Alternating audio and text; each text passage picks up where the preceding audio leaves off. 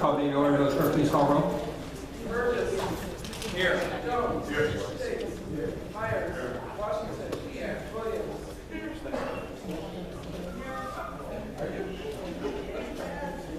Not good. You're not contagious.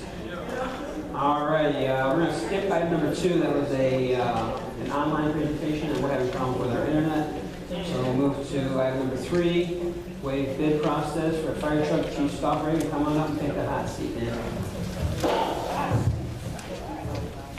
And do me a favor, I'm going to try to remind you, if you have a presentation tonight, please speak loud into the microphone. I think it sounds like you're yelling.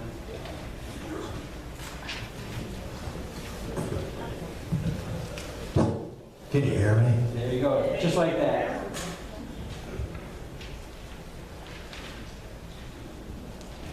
Mayor, Board, thank you for giving me a couple minutes to go over the bid process. As you were aware, last time we had the meeting, I informed the board that we will receive a $350,000 interest-free loan from the state. That gives me some leverage talking with these vendors. We're in the process of getting specs from vendors right now for the purchase of a new tender pump. This vehicle will be used as a first out engine on all structure fires. We've been dealing with 5 vendors, as you know. I mentioned that the difference between the 350 and the going rate for the fire that we've been talking to has been about $420,000. And I had mentioned it at my last presentation that we were looking at probably another $50,000 or $60,000. Well, one of the vendors with the discounts paying up front the $350,000 and the discounts that they give, we got that number down to $391,000. What I'm asking the board is to give me a no bid clause, so I've got some leverage with the other 4 vendors. If you got the money in your hand, you're going to get a lot better deal than if we send it out for bid, and then a company has to take over the bid process, which costs us money in the long run.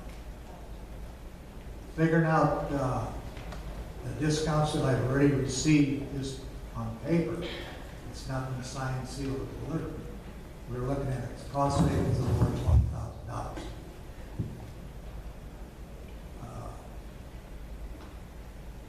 I'm against, I had one of these things in here that said that we paid the whole $391 up front, we might get some more discounts. I'm sort of against that because I would like to hold some money back so we can make sure that this truck comes up with complete specs after we sign the line. That $41,000 would be until the truck gets delivered to us, which is probably about a year, 10 months to a year. And also, in that amount of time, the $41,000 difference, I haven't sold that to the fire truck yet. So we subtract off of that. Hopefully, you get $10,000, $15,000.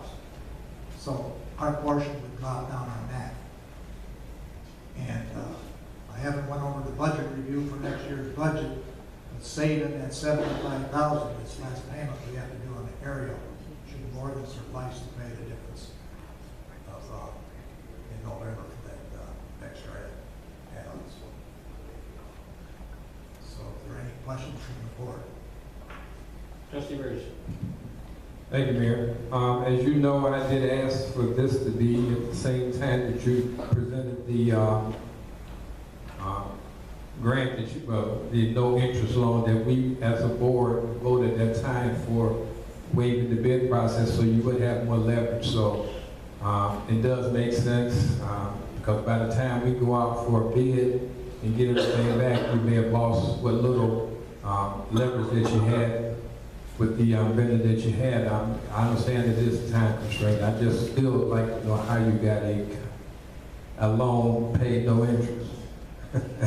That's something. Then now you're saying that it's $392. That's all inclusive. That's everything. Yes. That's great because you said you were looking at over $400,000 at one time. So I think that we should go along with this. I mean, you are the department head and you have the most expertise to pick it out. I mean, who else is gonna, who better than to do it but yourself? So I have no problem. I would love, I was hoping that we could give you this a long time ago, but tonight, glad you're bringing it up. You brought up one thing. Yes, I am a department head, trustee Burgess, but I have a truck committee.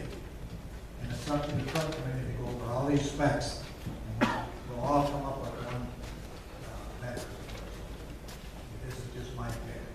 Oh, yeah, that makes sense. Just so the board realizes, is what we voted on approximately about a month ago was giving the mayor the okay to sign the documentation for the loan application. So that's what the village board voted on. Now that we know we have the loan, that's why the chief is before you tonight, asking to waive the bid process. And we voted on it before, we didn't know if we were getting a loan. It was giving the mayor the approval to sign the documentation to apply for the loan. So that's why, again, taking the steps, this is the next step. Now that we've got confirmation that they received the loan. Any other questions or comments? All right, I have on the agenda to vote on next Tuesday night for approval. Short, sweet. Thank you very much. Thank you, Greg and I, if they ask more questions. All right, move to item number 4, review intergovernmental agreement for the provision of environmental health services. This is what we pass every year. This is the one, if I remember right, this is your Department of Health. Yeah, this is the ones that come in and do all of our inspections in our businesses. Sound down? I got my money. Yeah, the right there, I just want to make sure all the other players. We need to double check the ordinance because we may have to raise our rates. What was it last year? Is it the same as last year? It's $100. They raised it last year.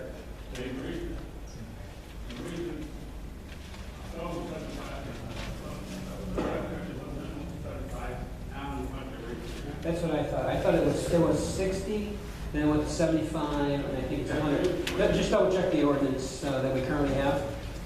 Because we may have to broke off our ordinance in December to use the reading that we have. Because that's all, when the way we did the ordinance was, the first inspection was automatically into their new license. If there's any additional, then they have to pay.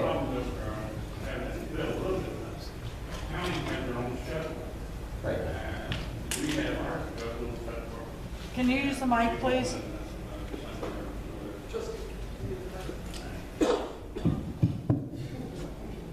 Okay. The trouble we have is county has their own schedule. We have our schedule too, April, and then the liquor license and stuff comes in effect in December and so forth. And with county, we sent them a notice that they need to start doing their health inspection. They don't give Sherry a time or when or nothing. They just pop up at the door and do the inspection. And she said that's how they work the contracts and everything. That's how they've been working. Well, we, the fire and Sherry, we do that our inspection, it'd be up to anywhere from 30 days or so before county get there and do a health inspection. And I would like, if all possible, that the JW can sit down and talk to the representative and find out if we can get a little more close range where we're out there about the same time. May not be the same day or nothing, but at least within a week or so. It makes a big difference.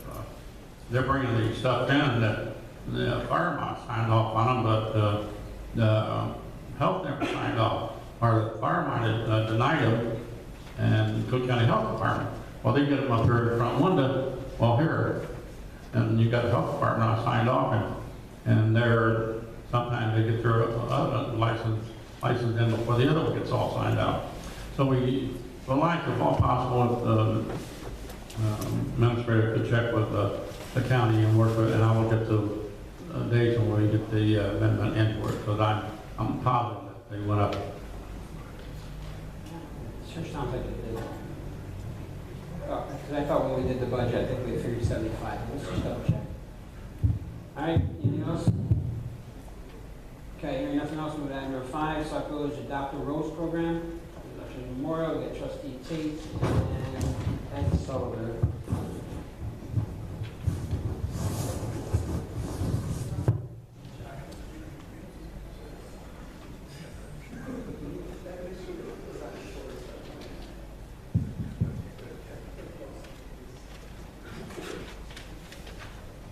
Good evening, Mayor, Board of Trustees.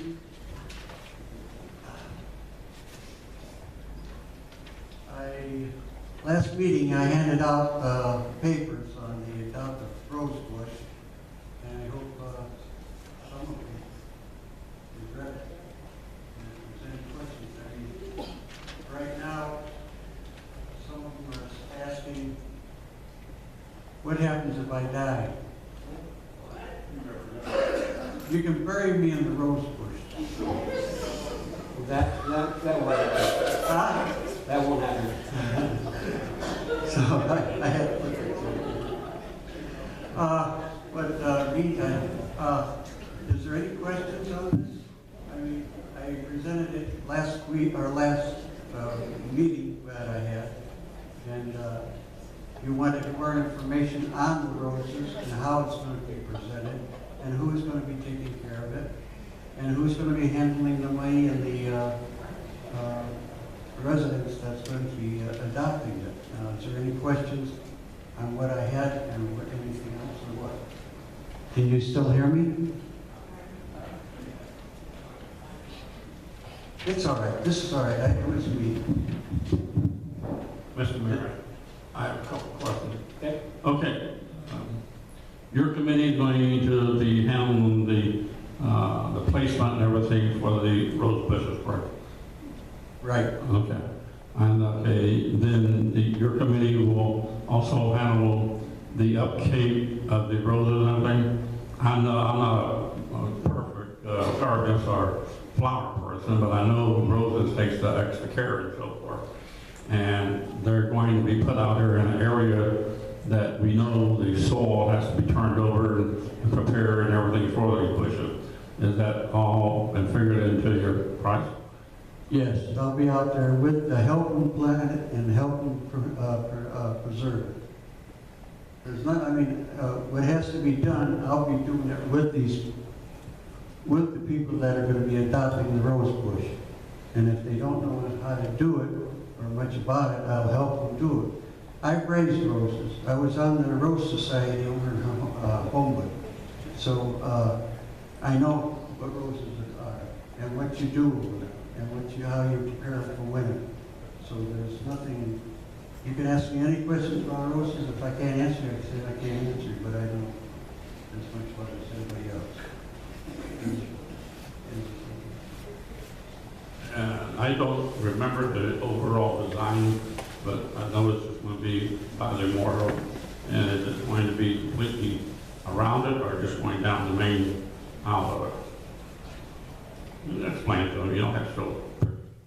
It's going to go up and down the sides of the wall, Okay? up to the where it curves around. It Okay? ends there. We're not going to put it in the back or any, around there. Because I believe the beautification committee is going to plant something in the back there. So we're going to leave that alone and let the beautification take care of that one. Mr. That will still leave us plenty of room, and or if in the near future we would be able to get something other donated from the armed services to also put it out there, still leave us enough room. Are you talking about the length in between? Yeah. There's 3 feet in between the roses. If we don't get a lot, it can be more than 3 feet because we don't know. The 3 feet is for the 40-some roses that's going to be planted there. Now, if we get less than 43, it'll be the space will be more so. So if you have something to do, on Veterans Day or something like that, and you want to put something in there, yes, you can do that.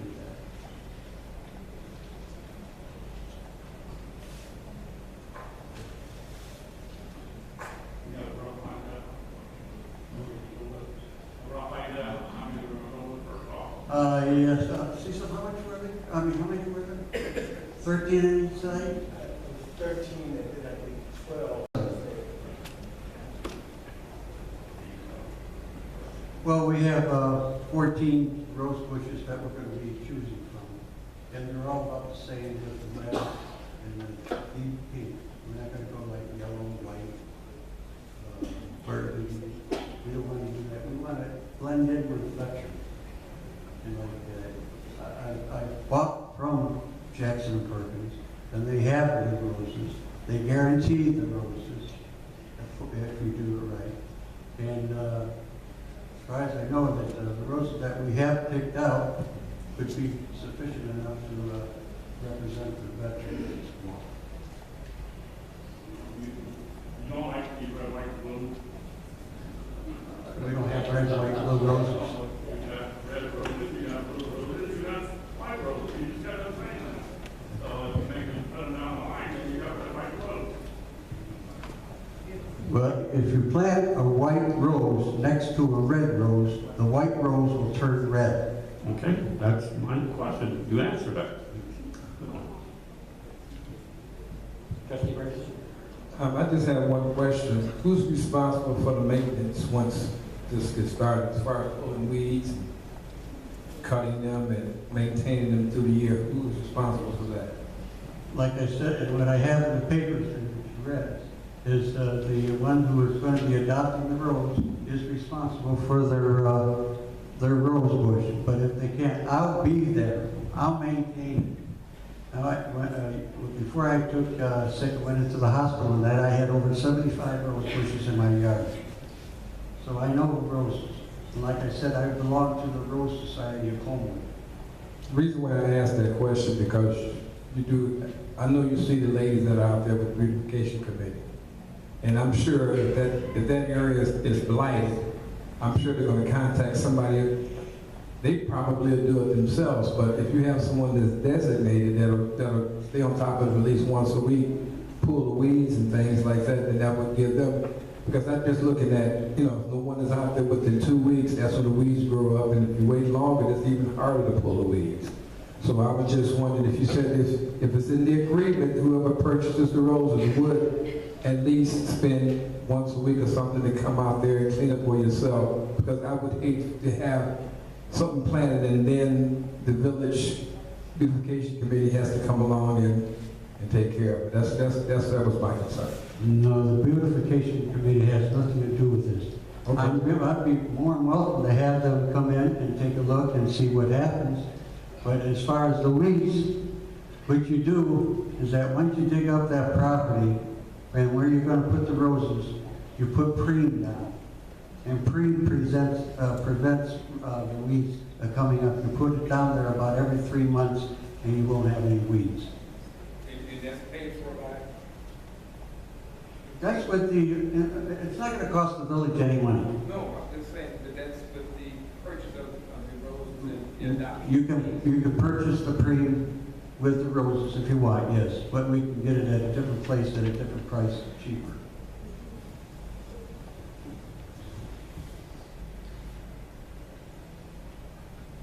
Is there any other question? I do. I've got some questions. Oh, And I'll be honest with you, I love roses. Every time I get in trouble, I buy my wife a dozen and bring them home, so.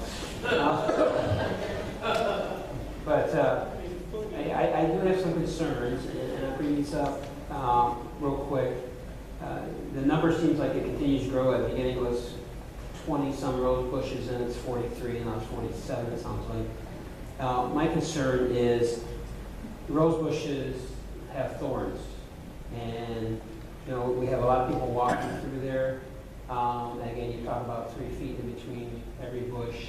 I think my concern is, someone getting pricked or scraped, or, we all know what happens when a child, especially as a board, knows what happens when a child gets slightly cut, how it affects us when it comes to litigation, like that. So I do have a concern about that.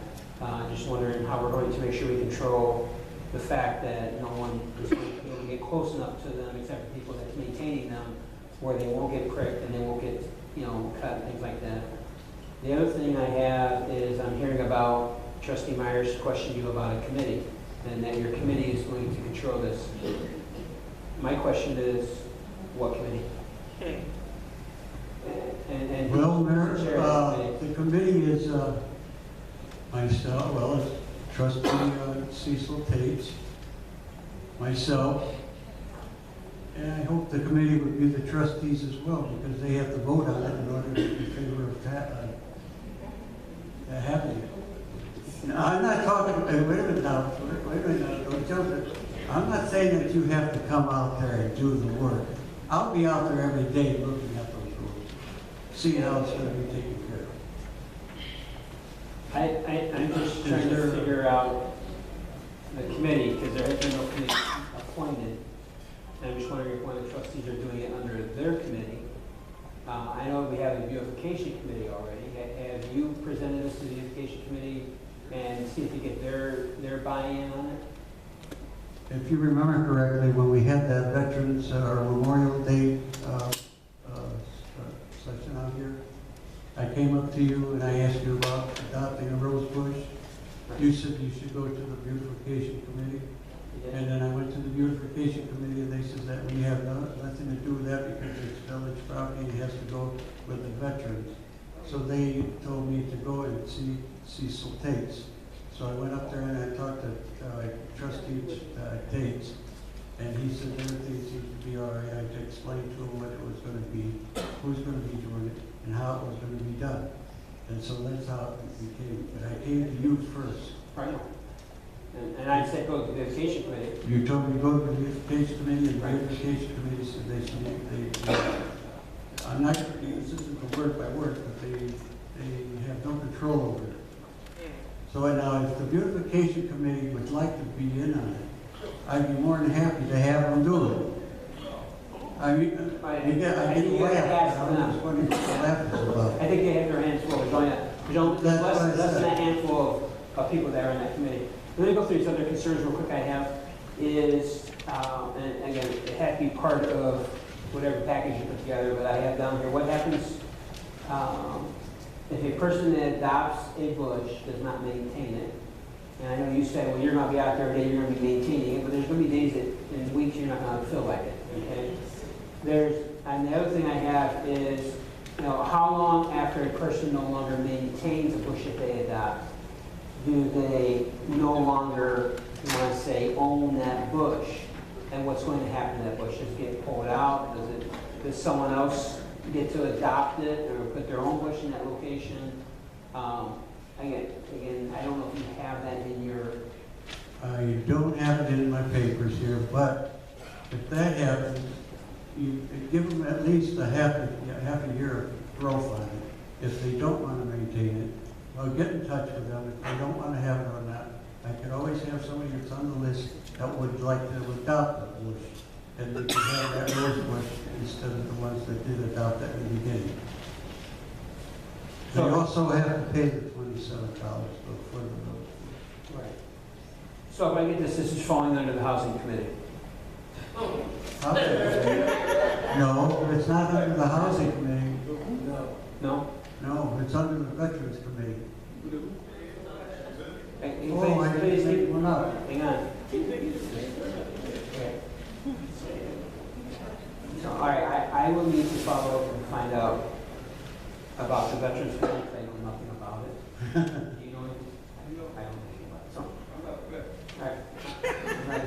Oh, Mayor, can I tell you something? I don't need it, I just made that up now. Well, at least you're honest. You kind of threw me for a loop. I didn't know we had a veterans committee. I know you said Trustee Tates was in charge of it, so I thought that's what you said, so I didn't know if that's falling in housing or not. So let me talk with the trustees and find out what trustee is going to take ownership. Now, another thing now, everything taken care of. I've got everything under control on this except for the voting of you. Hey, that's the story of my life. Everything under control except for the board. Well, I did not say that. But anyhow, we won't go into that. But what I'd like to know is that Veterans Day is coming up. And with the permission of the mayor and of the trustees, I have papers to hand out to the veterans that have a brick down there. Now this here, if you read it now, this is only for the people that have a brick there. It's not for the whole community. I think we need to discuss this a little bit more better. What's that? Well, that's why I gave you the papers to read. Right. I think we need to understand this just a little better. And again, like I said, one of my major concerns is someone getting cut. You know, you have a lady walking through there with a skirt on, and all of a sudden she goes through these rose bushes and she's stretching up her legs, or you know, one little kid runs up and says, "Oh, look at this beautiful rose bush," and grabs it, and they come out with thorns all through their hands. I'm just wondering how we look at, do we put a fence on both sides going down? And I'm looking more or less to a trustee that's going to be the ownership of this. The ownership of the what? Of the committee, the sponsor. Yes. Well, trustee, Cecil Tate is the trustee. I know Trustee Tate has asked to have you put on the agenda. This is the second time, but I don't feel that he's taking or sponsoring or ownership of this committee, and we'll have to talk to find out exactly. Well, with the permission of everyone, is it all right if I hand this out? It's the papers I gave you. Okay. Right. Oh, okay. I think, you know, how about, since you guys are on the Veterans Day, you want to meet them afterwards, you two? Yeah, you can be more than, willing to come to the Veterans Day celebration. Well, I am. But I don't know if everyone there actually has a brick, so I don't know how you. If they don't have a brick, then I won't get them. Right, because they're representing their, I mean, okay. oh, you thought it was for everybody in the village? I think so. It's open because a lot of You people can that have read the bricks. papers I gave you. No, a lot of people that don't, that have bricks don't live here anymore. Or they're not living here. Well, if they don't, they can still adopt the road. There's no worry about the maintenance of that rose bush. I love rose bushes too much. I've had this, I've dealt with it, I've been, worked with it and everything else, so this, I'll take care of it. As far as thorns, there's a lot of rose bushes, and I looked at the rose bushes that have maintained, it's very few thorns on it. Mayor, And what they have, it's, no, I just wanted to say, I mean, you're commended for doing something like this, because it is commendable that you want to pursue something and have an everlasting, memorial or whatever out there with the people that are involved. But all due respect, just you by yourself, sir, is not going to be enough to take care. If you get 40 people, or even 30 people, to put 30 bushes around there, and you got to come back every week just to weed them, you're going to be there for 2 or 3 hours on your knees, and don't worry about weather. We're not even talking about the weather. If you had people that, just to tell you, just from my personal point, because I am a master gardener, the ladies that, you're a master gardener? yes I am, Oh. and I studied down at the University of Illinois. You just sponsor? No. Okay. But no, what I'm trying to tell you is, even with your beautification committee, that's not enough ladies to do that. You're taking on a project that you just got to say, you got to preen, you got to weed. Even though you put their preen down there, they don't talk for a minute. But then you got to be out there to, you got to wrap them up when they have to be wrapped up. You have to cut them, you have to prune them. I mean, there's a lot of there's a lot of work than you think. And you said you do it for yourself. But what happens when you're not feeling well? You come and say, well, I'm not feeling good. Can somebody come in and step in for me? Ooh. So, I mean, I commend you on what you're trying to do, but I would love to see you have more people that will be willing to do that, and not just the people that are buying bricks. Because I can tell you right now, there's people that are buying bricks never saw a brick.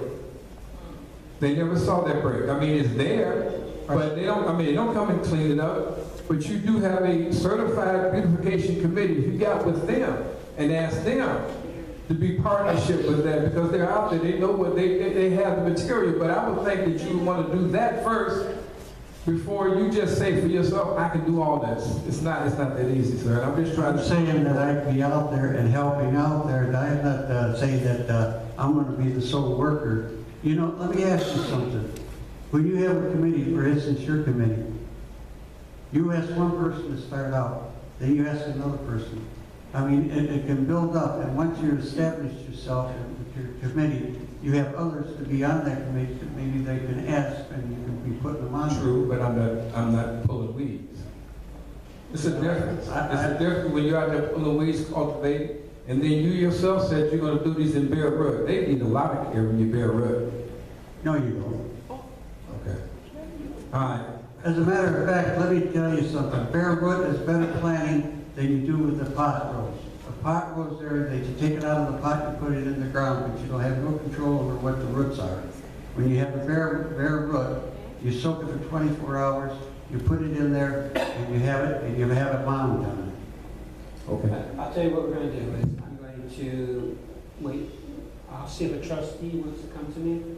They say they want to sponsor this committee and with sponsorship. But I would encourage you to talk to the beautification committee. See if they're willing to sponsor it because that committee is already up and running and their job is for beautification around our buildings and things like that. So, but as I put it out, I haven't seen anyone jumping forward, but they may want to come talk to me later or shoot me an email saying that they want to sponsor this. All right? Well, like I did, I came to, I don't know why yes? His days getting down and getting in the dirt, it's over with. Well, you don't have to get your hands dirty.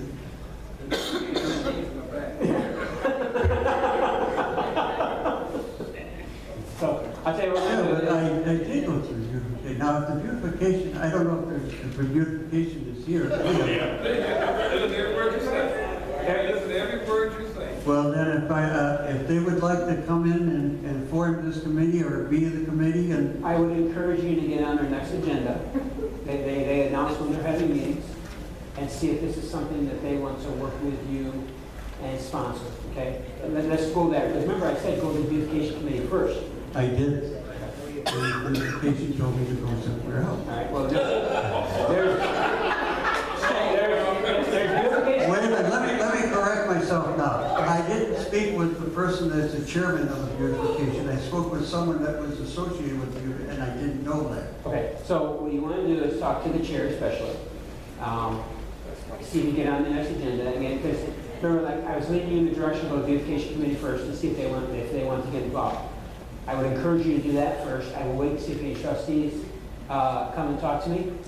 I'll also wait for that. Also, I've already thrown it out. They're all sitting here. They know that I'm putting it out. Okay. And let's see again. Nothing's going to happen this year anyway because it's wintertime already. So you're not going to be planting flowers. You're not looking at even planting flowers until spring. You start now to put the order and get it established, and then in the springtime, you order these. Right. You order them after, they be coming in after March 23rd.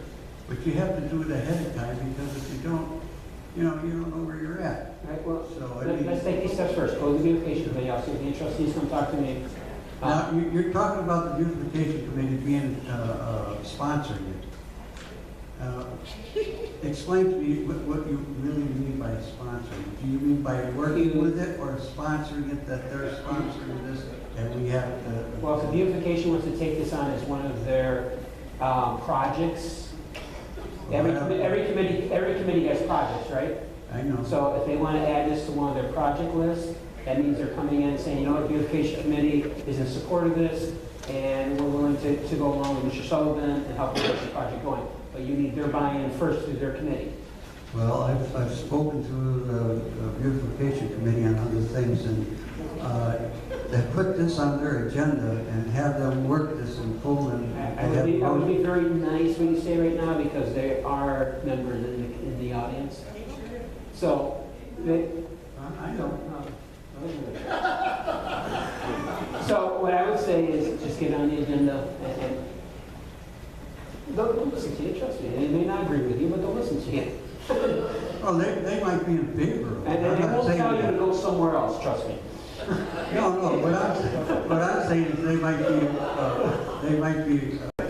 Oh, meet with them, okay? And remember, that was where I said go first, beautification committee. all right. What about handing these out, though, Veterans Day? I would say probably, my opinion, the answer would be no. But the rest of the board, because again, you don't have approval to move forward. That's So right. you'd be asking people to buy something that the board has not even approved yet. And you have no sponsor to move forward with. Another thing, though, on this, though, it's the same papers that I handed out. And if they don't have to order it, all this is to show them what can be done and what will be done. And then they can always sign or order it on the paper that they're supposed to later on if it's approved. Again, my opinion would be no. Does anyone else on the board have a different opinion? And this, the question, The question would be, once you start gathering money, you start collecting money, and then it never happens, now you gotta get the money back. I mean, if you have a plan from A to Z, and all you need is the money to go purchase, that's one thing. That means you have the approval of whatever committee or organization that you wanna get involved with, and you have that in place, then I can say go, put it out. But right now, someone gives you $30, and then the next year they ask you, well, where's my plan? You know, I'm not talking about collecting money. You said you want them to fill out to I order. said they could fill out the form, the order the rose bush, once you pass this. The other is information on You that. want your answer? No, that's it. No, There's, like on the front there, it shows that what you're gonna do, what we're gonna do, we're planning on having a rose bush. okay. The other side is to show them what's gonna be done, where they're gonna order it. Oh, you're not asking for any money? Huh? You're not asking for any I'm money? not asking for any money. All right, so, okay, we've already said what we're gonna do, so nothing's gonna happen tonight. There's not even a vote, this is a committee meeting anyway, so, so you might want to, go ahead. Thank you, Mayor. So basically, you want to just pass this out, Mr. Sullivan, as an informational packet to let people know about what you want to do. You're not trying to collect no money, you just want to Yeah. pass it out as an informational packet. Right. Would that fall under Parks and Recs, Trustee Jones? No, this has nothing to do with Parks and Rec. I'm No. kidding, Trustee Jones, and I are up here kidding, so. That was a clear handoff, Be man. serious. Trustee Jones and I are kidding, thank you. I thought they fall up under finance. All right, You want to collect money? all right, so we'll take the next. No, but Mayor, I don't have a problem with him passing it out just as an informational packet, just to let people know what he's trying to do, as long as he's not collecting money for the roses at this time. Have you reviewed what he's passing out? I did look through it, and he's passed out like 4 different things, so I don't know which one that is. I don't know what that is either. This is the same as I passed out with you. It has the whole thing right there. I would say that everything should kind of get halted until there's an Hang actual on. idea in place as far as who's going to be assisting, what committee is going to be, if there's going to be a committee sponsoring you, if there's going to be a trustee sponsoring you. Because I would hate that if someone got really excited about this and you passed it out to them and they really wanted to participate and then it didn't go through. So I would say to hold off until there's actual format. But this here is that I can put this out for advertisement as anything else is. And in doing that, maybe the ones that were looking at this might want to be on the committee. And I can see your point, but the fact that it's already got Sauk Village letterhead on it will make people think that it's already been approved, and that, I think, is problematic. So I'm just one person, but I would say, I just have been looking at the packet, and there is an application in there, there's prices and things like that. So Yeah, I would that's showing put it on what the hold. prices are. Right. And again, you talk about the very front line, it says Sauk Village should be planting. You don't have a sponsor yet, and you haven't gone for before the beautification committee yet, let's sit down and to take these steps, okay? Go before the beautification committee. I'll see if a trustee wants to sponsor it, because again, there is information, there's applications for people to fill out, there's price lists in here on this packet, and this is the packet that you plan on passing out. Yeah, but the prices are on the back. So you can take that price off and not have to have it handed out to them. I would say, That's all. I would say right now, I mean, oh, you want to sponsor? I just want to ask a Oh, That's what it is. I mean, so as far as the bricks are concerned, do you have a list and address and names of contacts from the bricks that you could use as a list to pass these out to? So when that was done, the bricks were done, there was no one writing down who's what or when. That Okay, was my so concern. if they only go to the people with the bricks, how are you gonna get in contact with the people from the bricks? From the brick. Yeah. They come in here and they ask me, okay, I'd like to be there because I have a brick down there.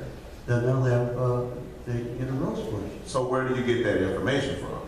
What information are you looking for? The people that own the brick. Well, they have to come in. I mean, that wasn't my doing. When the bricks were being ordered, it wasn't my problem, the bricks being ordered and what name was down there. If you remember, no, you wouldn't remember, but then I did come up to one of the board and I asked them, do you have the names of the ones who bought the bricks? And no one said anything. They didn't have it. So That's- how, I mean, right how do they now- get that information? Well, that's why we have this, and you have Veterans Day. You hand this out to veterans, word of mouth. You know word of mouth, you know. as of right now, it's like a trustee, something different, it's on hold. Do you agree? Because I've got it, Debbie's having the bricks again. You can buy a brick. All right, so right now, What? right now it's on hold, okay? And again, go to the beautification committee, I'll see the trustee wants to sponsor, okay? 'Cause that's where we're at right now. Another thing, I like to get it crossed over. I like to. I think you got a lot crossed over, but The main thing I'd like to do is let the veterans know, and the Veterans Day would let them know. We don't have to have the price. I'll take the prices off. I will I'll do take that. the application off. All I you have to do is will leave that advertise. up to the two individuals who are hosting the Veterans Day, if they want to, that'll be up to them. So, Sent you video, right? I'll be there. all right. So, I'll let you corner both of them. I was gonna be there anyhow, even if this wasn't happening. My son was in the service. All right? Any other questions from the trustees? Wait a minute now, I do have a trustee. Hang on, I control this. Do you have another question? Yes, I do have a trustee that's sponsoring this now. How many trustees do I need to sponsor? Who's your trustee sponsor? Tate? Trustee Tate? Okay, I will discuss this with trustee Tate to make sure that we're all on the same page. All right? All right, I Okay. can do that, right? Trustee?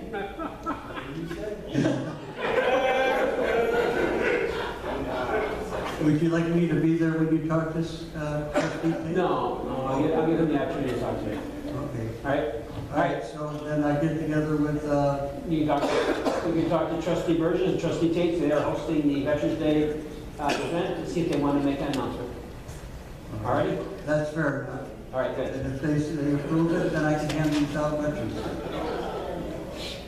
You can talk to us, but you have to come back. Get it to send us the board. I guess I misunderstood what you had to say. I thought it was okay, that it would be all right. You can talk to them and Thank see you. if they want to make an announcement. All right, about Yeah, when's Veterans Day? the 11th? November. Yeah, 11. 11/11, and then the meeting at 11 o'clock. 11 a.m. When's the next meeting? Next meeting is the 10th. Yeah? Talking about this meeting? Well, The what next board meeting? meeting is the 10th. Well, could you have a fight in there? We'll work on it. Yeah. Okay, so work on it. All right, I mean, that gives me a day to have this and I can hand them out and be okay. This way then you can handle it, you can vote on it, and you have a whole week to do so. all right, we're gonna call this to an end now, okay? All right, you hear he'll work on it, you get with both the trustees, and again, I'm telling you, go talk to the beautification committee. Well, I'll talk about it. All right, so we're gonna move on next, thank you very much. Okay, thank you, Mayor, Yes, Board sir. of Trustees, appreciate it. All right, move to item number 6, review ordinance pertaining to payment of bills for the remainder of the year. This is trustee Williams.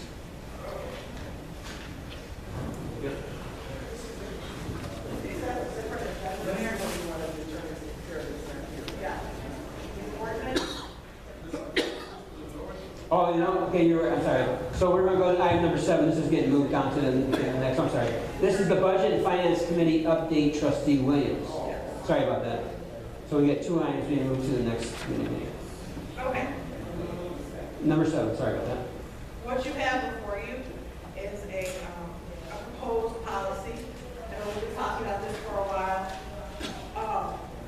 We did have a meeting last week, and we discussed some of the issues that are happening in the village, some of the concerns we've had in the past, and this was something myself, Trustee Myers, Mr. Behrman, and Mr. Brown, we met to kind of discuss what was the probability of things happening and how we kind of solve those things. If you'll notice in the first paragraph, when we talk about the maintaining fiscal transparency and responsibility, and that we expect the department heads to properly forecast their ongoing expenditures and attempt to prevent the need for immediate hand checks. Some of those things that I know we've talked about, we don't like to do hand checks, sometimes they are needed, but if we as a whole village could be better about forecasting our bills, hopefully the need for hand checks will go down.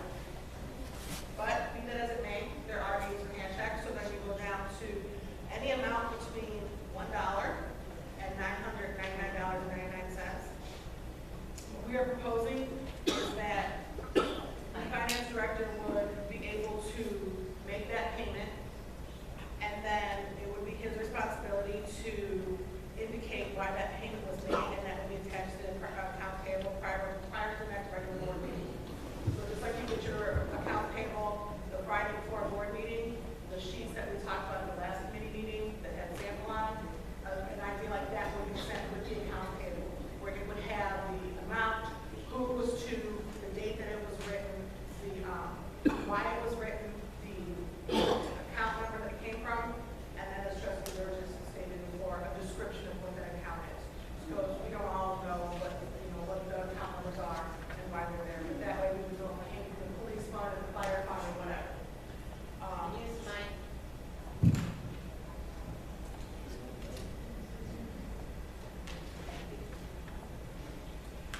You'll also see that in there we have a reason why immediate checks would be handled, and these are the same reasons throughout each section.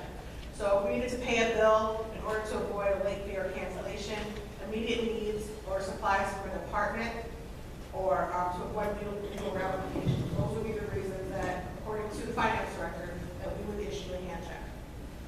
So if we look into the next section, $1,000 to $999.99.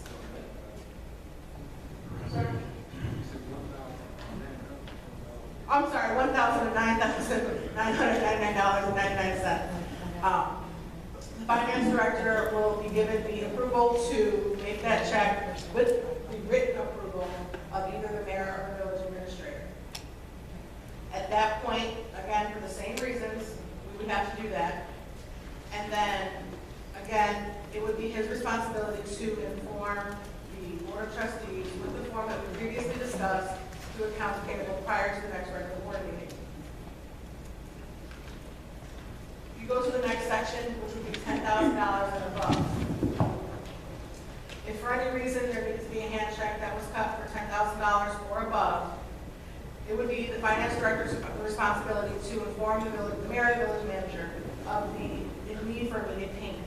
Should all the parties agree that this payment actually needs to happen, then the finance director would be emailing the board of trustees to explain the who, what, when, where, and why this payment needs to be done.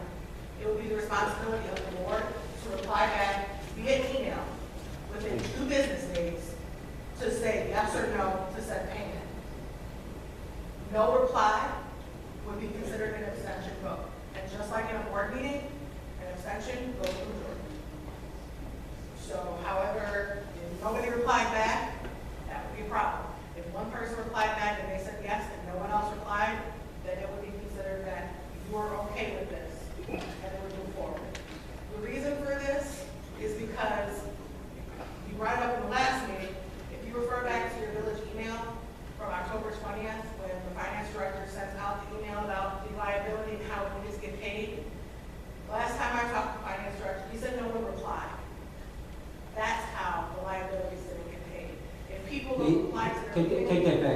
he received verbals. No, I wrote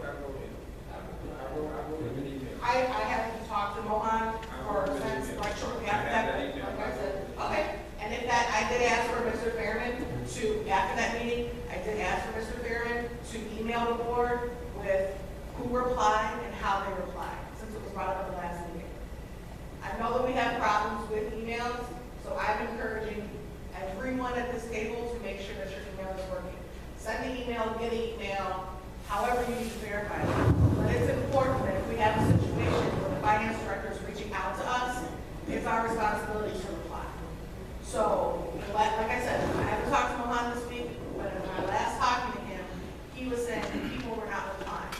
I actually got a follow-up phone call to ask me about it, and I work with people verbally. But to my personal opinion, verbals are great. I like written documentation.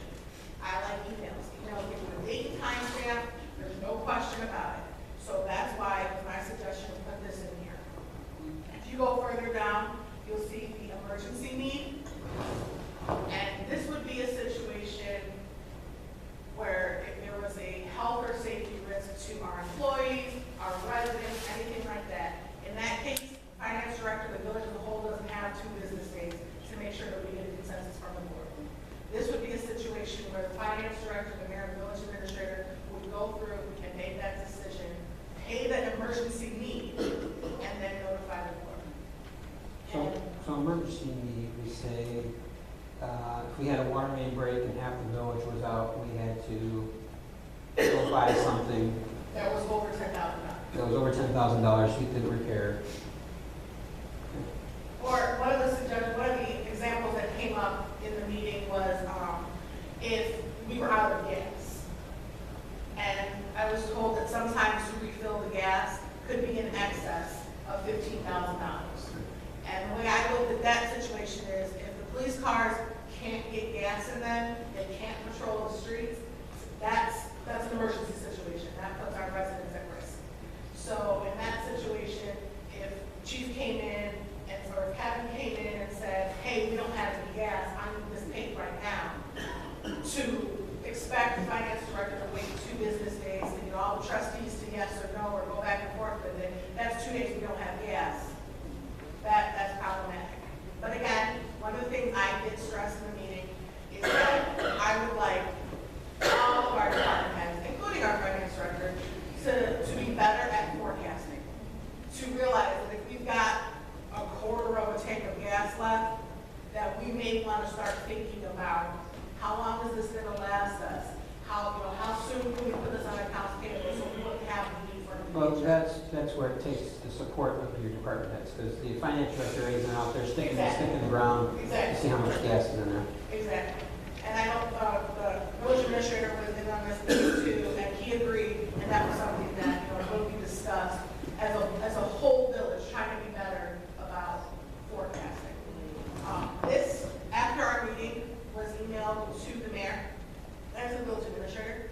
And one of the things that I got back, and I'm going to just express his suggestions right now, would be to go into the part where it says $1,000 to $900 for $999.99. His suggestion was, I had written that the written approval of the mayor or village administrator. His suggestion was the written approval of 2 of the following: the mayor, the village administrator, or the finance chairperson. This was from Jerry, the village administrator. That is also on the emergency need. That should there be a part where, again, this is between $1,000 to $9,999.99, would be either the mayor, you don't have this in your packet, the mayor, the village administrator, or the finance chairperson, that instead of, I said that you would need the written approval of 1 person, the village administrator is suggesting that you would need the written approval of 2 people. And those 2 people would be the mayor, the village administrator, or the finance chairperson. And that would be for the 1,000 to just under 10, and for the emergency need. Because this wasn't sent to my committee co-chair, I didn't want to make you guys a copy of this. I wanted to present it here. This policy will be on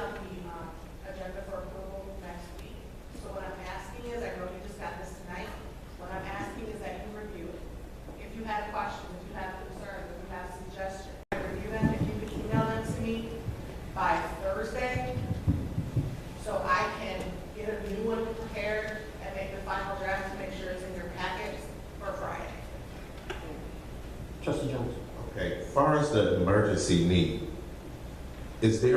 are you still saying from the 1,000 to 9,999, or that doesn't matter for what price, any price? Any price. Okay, so I mean, that doesn't have a scope on the price. The ramifications that are different are the reporting ramifications. You know, there's different guidelines that are set forth per dollar amount, but if it's an emergency that's gonna cost $5,000, if it's still an emergency, then, and if it follows under those guidelines, then we go there. One thing I don't see on here is to be able to make payroll and benefits. I wrote that at the top when we were talking about it earlier today. That's not on here. And that is something that needs to be discussed. There needs to be something on there that we continue making payroll. Since the board has already said no more signing checks unless you approve it. So we find ourselves not being able to make payroll. I mean, there could be possibilities we couldn't make payroll. The way what the board's saying.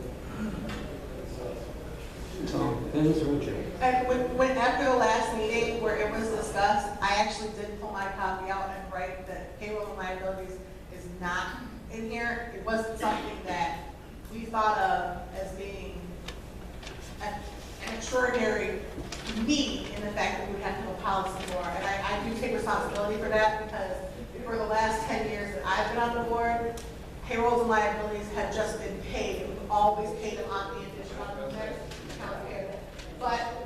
But because there's been a lot of discussion about this, I've already written myself a note to add payroll and liabilities as being an exempt portion, that as long as money is funded, and we can make those checks, that will be exempt from any policy. That will be first priority. That will be added to the policy that you'll see your box on Friday. That makes my job a lot easier because as of right now, my hands are tied from being able to sign checks based on what, the percentage is for. No, I just have a couple of, and you did address one of them. The question I have would be as far as payroll. Payroll will always, ever since I've been here, it's always been number one. We have not paid other bills because we didn't have the money. But my second question would be in regards to vendors. I'm sure that Mohan is the one that makes a decision who gets paid what or at what time, and as far as which one is further delinquent or has to be done. That's his job. That's what he does. My question is, when it gets to the point that we have a vendor that's is that considered an emergency? A vendor is a person that gives us a bill each and every month. And we, just like the lawyers and everything else, is that considered a emergency payment, or does it fall in with the other vendors, like we have our lawyers and our engineers and everything else? A vendor is a vendor. Is it imperative that vendor has to have his money each month, or is that fall under the emergency? Well, immediate. Well, these are basically what you're saying. You're paying things immediate checks or whatever, however you want to do it. You came up with this. This is strategies for things that fall between the time that we actually go to the accounts payable. Correct? Okay. So like your example, your vendor provides gasoline, and we have also Public Works came off and said, the police department filled up with gas, the fire department filled with gas, we filled with gas, and just realized we ran out. Okay. They're a vendor. The vendor says, we're not going to bring out our tanker to fill up your tank in the ground until you pay us $15,000. Okay, that makes sense. I mean, that's an emergency. But when I meant by vendor, your lawyers are your vendor. That's a vendor. We know that they charge us each and every month. We have LLC, that's a vendor. They charge us each and every month. We have the engineers that are vendors. They charge us each and every month. If we don't pay that vendor that month, say for instance the month of November, we don't have the money right now, we just have money just to stand by. Do we kick off something else and pay that vendor, or do we do like we do all the other vendors? Because I know we owe the lawyers at least 6 months. Do we do it that way, or is there a priority for that? Because that may be an immediate check also. That's what I want to know. There's probably a couple answers to this. Number one, I think most vendors, if we're gonna pay them, we can payable. I mean, when you wanna talk about our engineers and our attorneys. There's other things where we receive money through the IEPA loan, and that stuff has all been submitted. IEPA sends us the funds and says, pay that vendor. That is money that we're not paying really out of our pocket. Right. That's being paid But to us to pay that. we still have money in IEPA? Yes. Okay. But if it's an IEPA eligible, then that should be noted that it's coming from that. In other words, It's like the last accounts payable a couple weeks ago. There was $54,000 on there paid to P.L.A.N.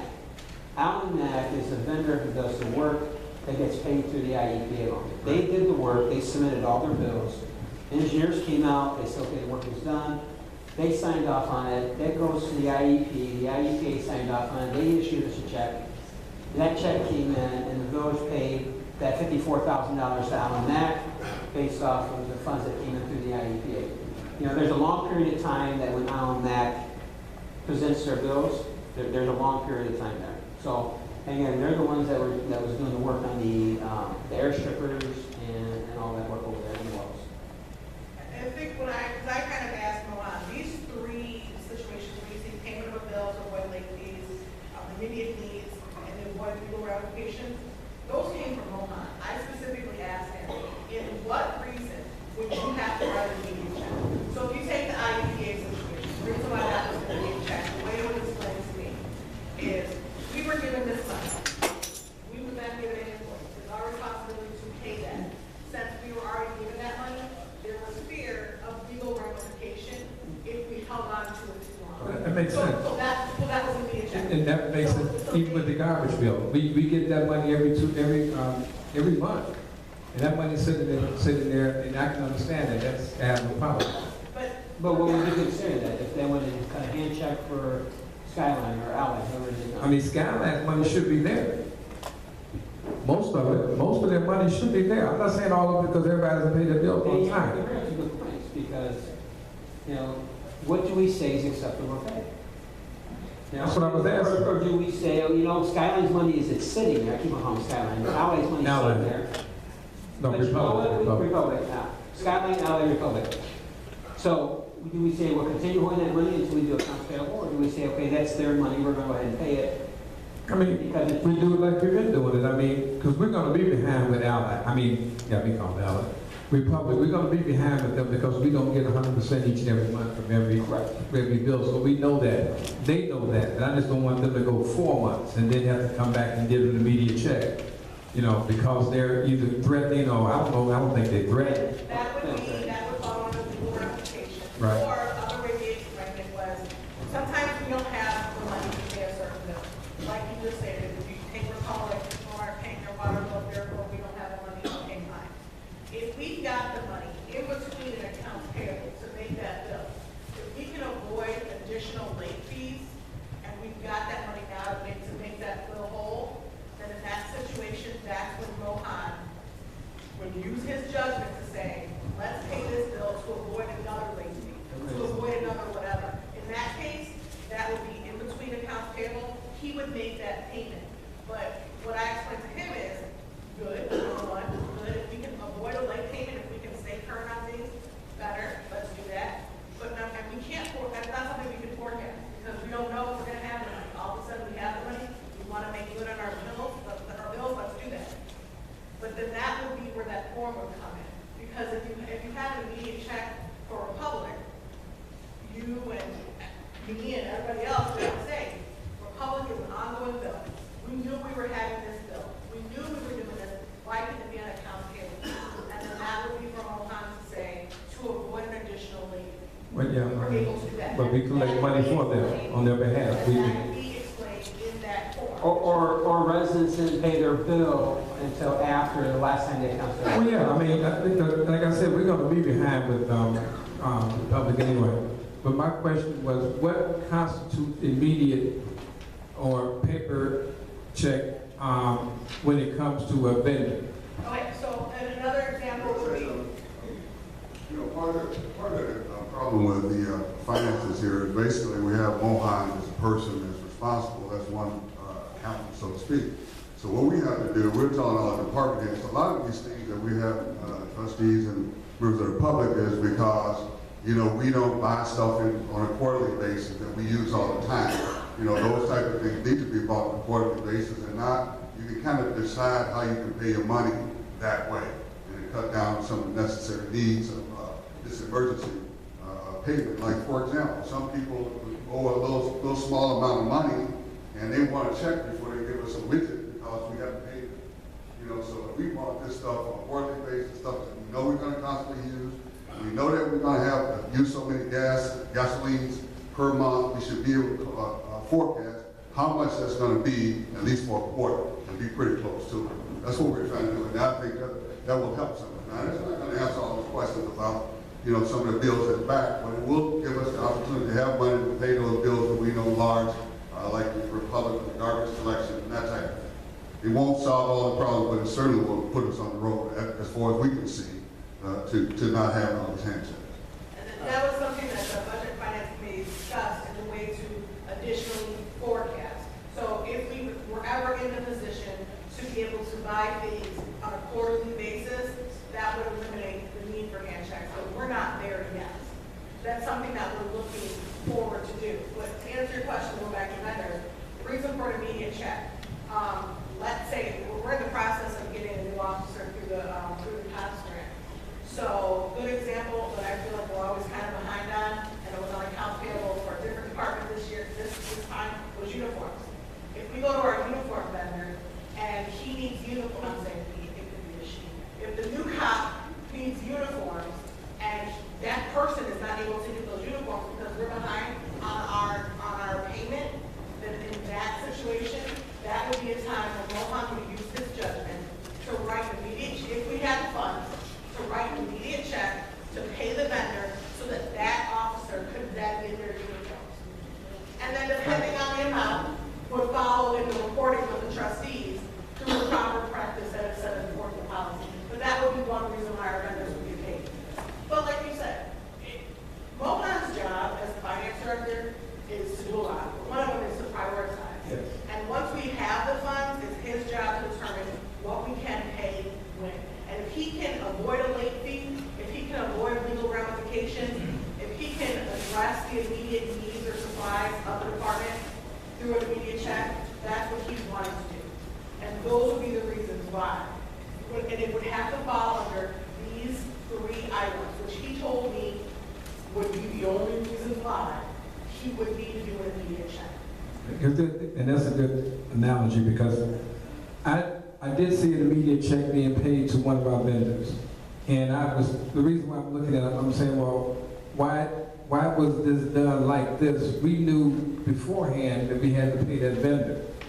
Why did it have to be an immediate check? Now, quite naturally, yes, the lawyers and the engineers have been working with us, but they want their money too.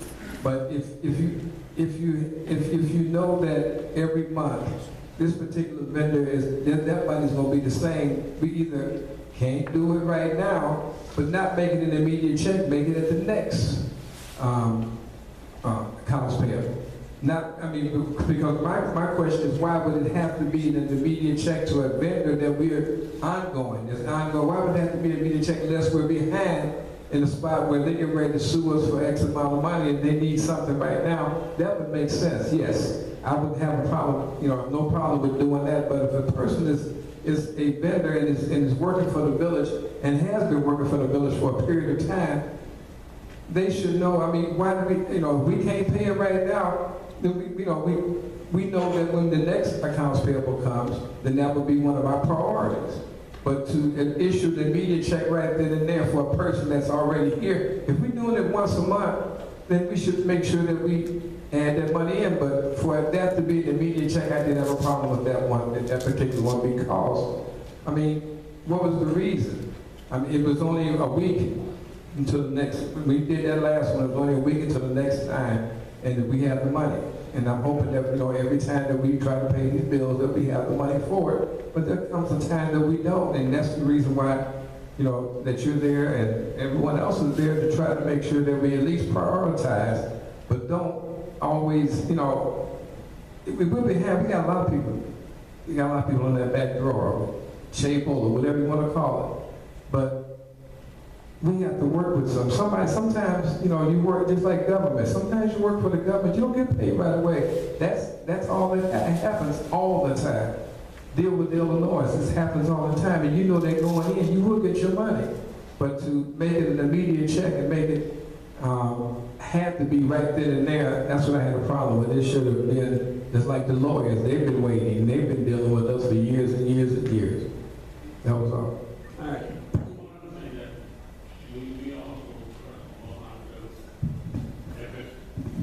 And doubt, send an email out to the trustees and ask if he's ever come to a point where if he could decide one way or the other, then we're only email away. Yeah. And that's a great idea, because I'll tell you right now, this new police chief that we have, he emails every time somebody walks the street, bro. I mean, we get emails, 3 or 4 times a day, so it can be done. I mean, so, you know, it can be done. So yes, at least let us know. That's what I'm saying. At least let us know. I hate to be not in the know and then I come to find out, well, we just got to pay an X amount of money and why? All right, so read it, go through it. If you have any questions, you have anything, get hold of Trustee Williams. All right, and then something you want on the agenda for next Tuesday. Please, and like I said, if I could please have your suggestions or changes by Thursday at 5. What I'll do at that point is, if there are any, I will email them to Trustee Myers, the Mayor, the Village Administrator, and Mr. Durrell, the Finance Director, and we will discuss the changes, and whatever the consensus is from there, we will put in the policy, and then we will have it in your box on Friday. All right, okay. Move to item number 8, review rain barrel ordinance. Trustee Myers. Okay. Use your mic. The rain barrel ordinance we had in front of us a few weeks ago. We discussed it. There was a couple of questions came up on it. We went through the question that was asked, and we made some changes to it. And I think, and I went through it with our village clerk, since this is our approach, she initiated. I believe we covered all the questions that was asked that night. So we're bringing it back in front of you tonight, and like to get this on board and get it done with. Because I believe the rain barrel that's coming in, they're in, and it's starting to be passed out to the people. We need to get on board with something in the proposal where we do it. But I think this one here, we answered all your questions. Any questions? Debbie, you said the rain barrels here are all set, or they have been delivered already, some of them. Just to bring up a couple points, yes, most of the rain barrels have been, I haven't got mine yet, so I can't say that they've all been delivered. I've been told that they're all ready and should be delivered. I was calling today and they told me next week, first of May. Because I was actually going to try to change some orders and I was told the process is done. So I haven't received mine yet. But just so I want to put it on record, it's not a barrel, Trustee Burgess, like you just said. But the vendor got changed in between from the time the program started to the time the program completed. That's probably the biggest reason why it's taking so long. The MWRD went ahead and changed vendors. The new vendor not only changed the style of the rain barrel, they changed the color of the rain barrel. So when people started getting their rain barrel, it didn't look like a barrel. But MWRD and the vendor felt that it fits better to the house, okay? So the style is different. Some of the colors are not quite what people want, but some people are very happy with the orange color and some people aren't. Let's just put it that way. So I had a group of volunteers here last week, and I thank you all very much. We called every single person on the rain barrel list. We made sure that they got their rain barrels and whether or not they got them. We asked them if they're happy with their colors, if they got the amount they wanted, if they wanted to switch them out. We were more than happy to accommodate that. 99% of the people said either they didn't get it yet or they're changed. I hope you guys notice the new rain barrels, it doesn't get affixed from the downspout to the rain barrel. The downspouts have to be cut to fit where the rain runs off on top. Into the barrel. So it's in the new ordinance that way, so it's not fixed, okay? I had a question today, somebody said, well, I got 4 rain barrels, but I only have 2 downspouts, okay? So it's not gonna run off into my rain barrels, because I have 4. And I said, well, then we have a situation, because the ordinance is gonna read that it has to, the rain, stormwater runoff has to run onto the top of the barrel. She said what her husband wants to do is to run a pipe from one barrel to the other, so that the water, and I've seen this, my son next door, one guy's got 4 rain barrels attached, and they just run. I said, as long as it's connected, the 2 are connected and not separate, they're getting the water from the downspout. There's So no we have to problem to make keep the a water little equal part all of around. that. And this way, by doing that, they can put probably a little more all the way, because everything get equalized across. If anybody else has any questions about my discussions with the MWRD, they will be here at the resource fair on Thursday too, so if anybody wants to thank them for their Be a good chance materials, to come out. they will be here on Thursday. Any questions? All right, if you get time to read through it, be on the agenda for next Tuesday night. Oh, thanks, Steve. All right, move to public comment. Steve is so nice to move that for us. All questions and comments must be directed to the mayor. Each speaker will be given 3 minutes to comment on topics of their choice. Each speaker will be allowed 1 opportunity to speak.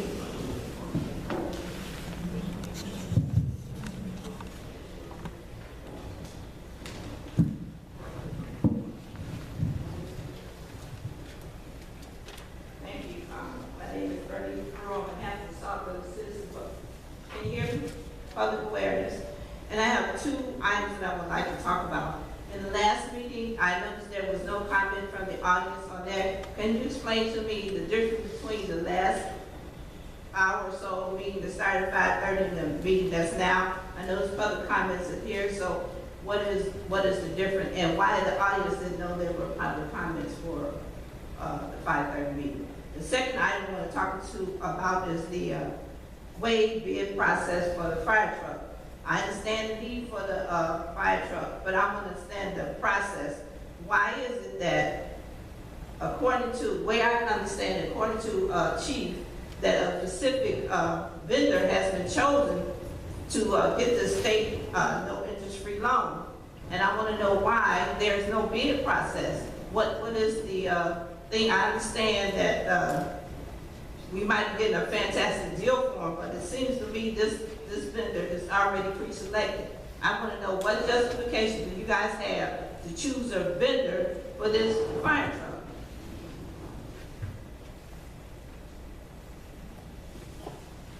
I said 2 items. Just look at. Just make sure. All right. So we'll have you yield before. Public comment, we had 2 meetings back to back tonight. The meeting tonight, we have public comment here for anything under this meeting here, so that's why it's just pretty much, it's not like we had a meeting yesterday and a meeting tonight. These are both meetings were back to back, so we do have the opportunity for public to comment while we're here, so we had the public comment.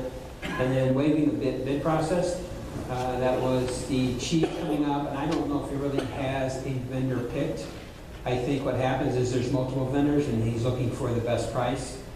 So to be able to go in there and say, we have a certain amount of money available, what can you give us? Again, it gives them a little bit more leeway, I think. And the deputy chief or assistant chief is here, so. I know we received a spec from 5, 6, and we turned 1 spec down. There was no way you would think about that. And out of those, there's every one of the vendors offer you this, offer you that. We're looking at the overall best price, but yet getting what we need on the tanker pumper.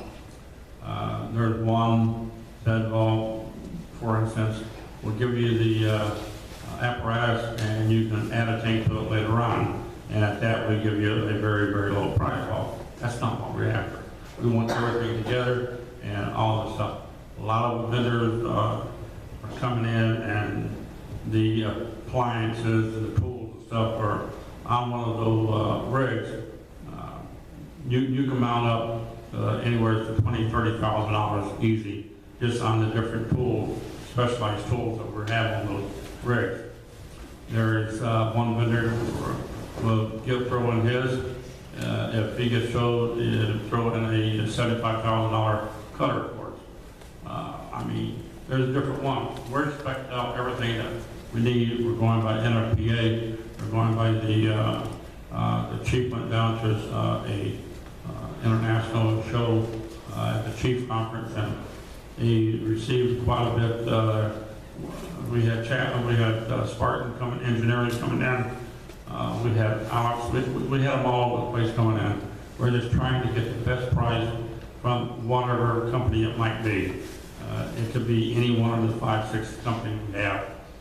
If they bring down the price and the lowest price has everything on our big specs, then that's where we ask for you to pass up the no bid process. Just we're looking at scoping out, but there's no certain one. And you can stop by the station, we can show you all the big packages that came in. There's no certain one that we're going to go for the best price, but overall, that's it. And just so you know, these companies that make these engines, these trucks, they know what grant money and where the low interest loans have been given out, or the zero interest loans. So as soon as they get that list of what communities received all these monies, they're contacting them. The other thing too is just make sure I make it very clear. The fire chief is not the one who's going to say, I'm going with this company. He made very clear tonight that there is a committee that has been put together that are looking at all the specs, deciding what they need as a committee, as a fire department, what is needed the most. So again, you're probably going to see the chief come before the board probably a couple more times, as this process moves forward. It just gives someone the opportunity to say, you know what, we've got this much money we received through a zero interest loan, and here's what we're moving forward with. We'd like to see. We have on our committee. We have the chief, captain, 2 engineers, and 2 firefighters, and I'm not even on the committee, so I just they give me a package to look over, and so I'd much rather stay out of it. So we have a 5-member committee that reviews it, and each one of these backgrounds, people that's on it, a couple of them was certified mechanics, one of them was certified truck mechanic, one of them was a truck driver on their regular job. So we have the expertise there, and we're just trying to get the best amount for $1. All right, thank you very much. Extending the bid process. Move next.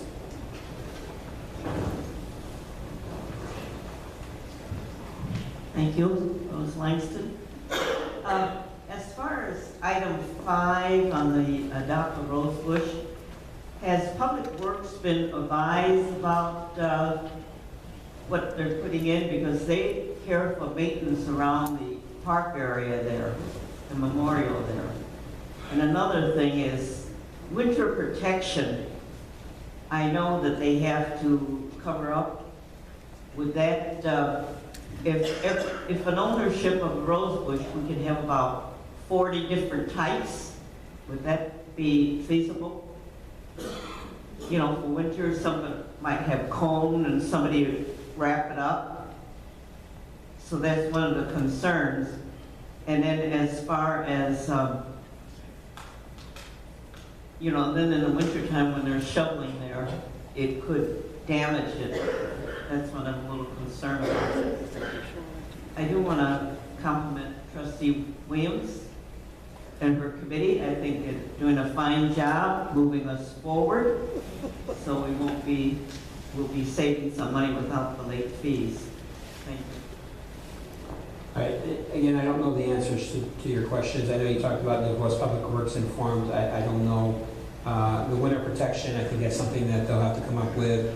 What type of winter protection is it? Is it the styrofoam cones? Is it like you said, is it something that has to be wrapped up in plastic?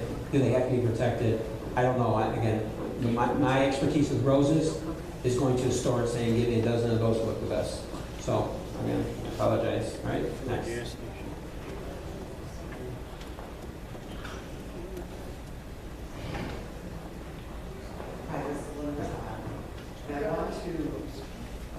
you may speak up. I want to say that when it comes to beautification committee, we do go to Kevin Weller.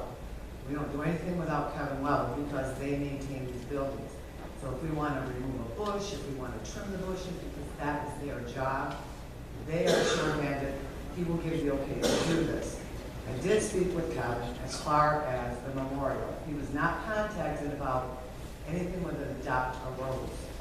Now, one of the concerns that I have is Mr. Sullivan, and I do commend you for wanting to do this, but you did not come to the beautification committee and present anything, because we would have gone through and told you that there are plans for that memorial. One of the things is to make it very simple, easy to maintain, as we did with the police department, which was a 3-year project, because we need public works to help us. Now, the dirt over there is backfill. It's garbage dirt. So trying to grow anything in it, we have to purchase special soil, which comes out of our fund, to make the things grow. Now, one of the things is we have butterfly bushes over there. We have no plans to put anything on the back of that memorial and nothing on the sides, because when you do have your services there, people have a tendency to walk up the sides, and we want to keep it clear of that. Now, we do have 2 butterfly bushes planted there. I'm not sure what he plans on doing with those, but to have 40 rose bushes in that area is quite a bit. And what would happen is it would end up like the police department, where it's all overgrown, and if it's not maintained. Weeds, you can preen all day long. We preen all the time throughout the village. It doesn't make a difference. And it'll hold it off for a very short time, as Trustee Burgess stated. But I want to just make you aware, as he gave his presentation, we go before Kevin when we're getting ready to do a project. So I asked Kevin about this, and he said he was not aware of that adopted roads. And beautification was not approached with this, so I just wanted to let you know. All right. Next. Yes, Mr. Mayor, first of all, well, of course, we didn't go to the meeting on the beautification. I didn't say we were at the meeting. I said that we approached beautification over at when we had the memorial doings. I approached the one. Right here. Right here. Okay, but I approached one of the ones that are on the committee, and they said that they were able to do it. They told me to go and go somewhere else and go to the veterans, and that's why I ended up with Cecil. Trustee Tates and I worked together on this.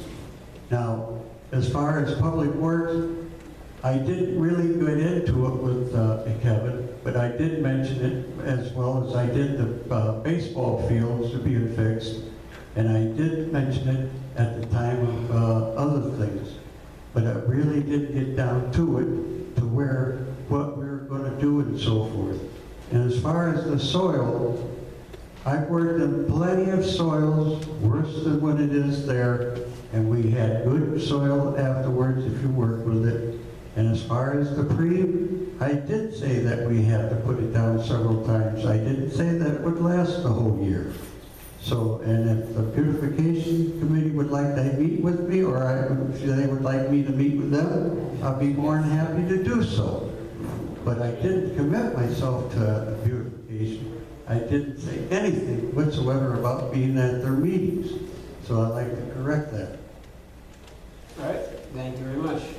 Got it, noted. Next. Judy Caster. First of all, I would like to thank you, Mayor, for your acknowledging the wonderful person at Milliken and his passing. Secondly, I'd like to congratulate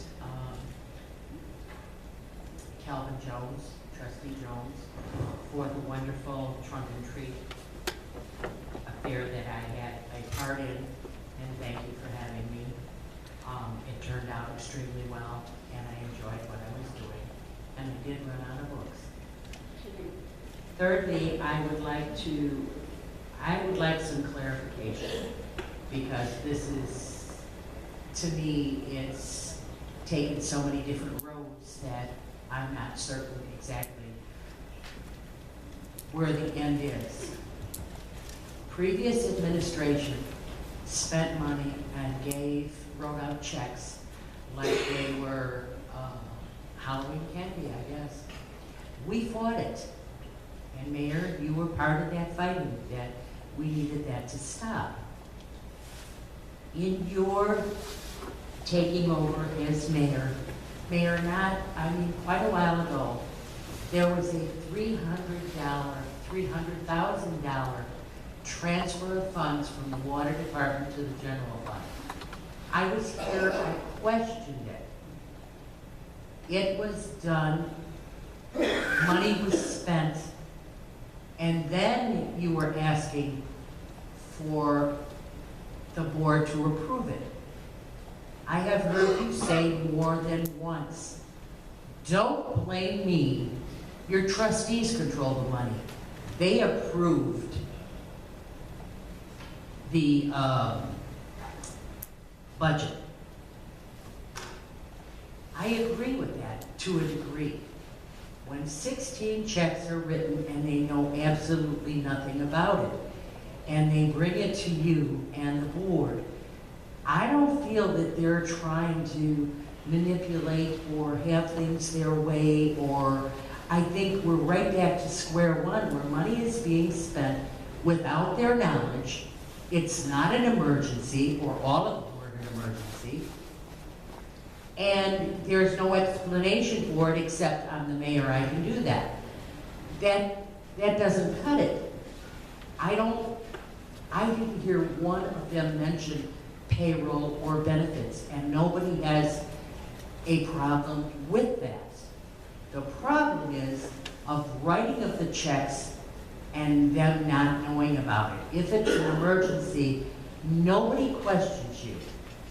If it's regardless of what it is, they don't question the payroll, they don't question the benefits. But I would like some clarification on why it's so out of control. Right?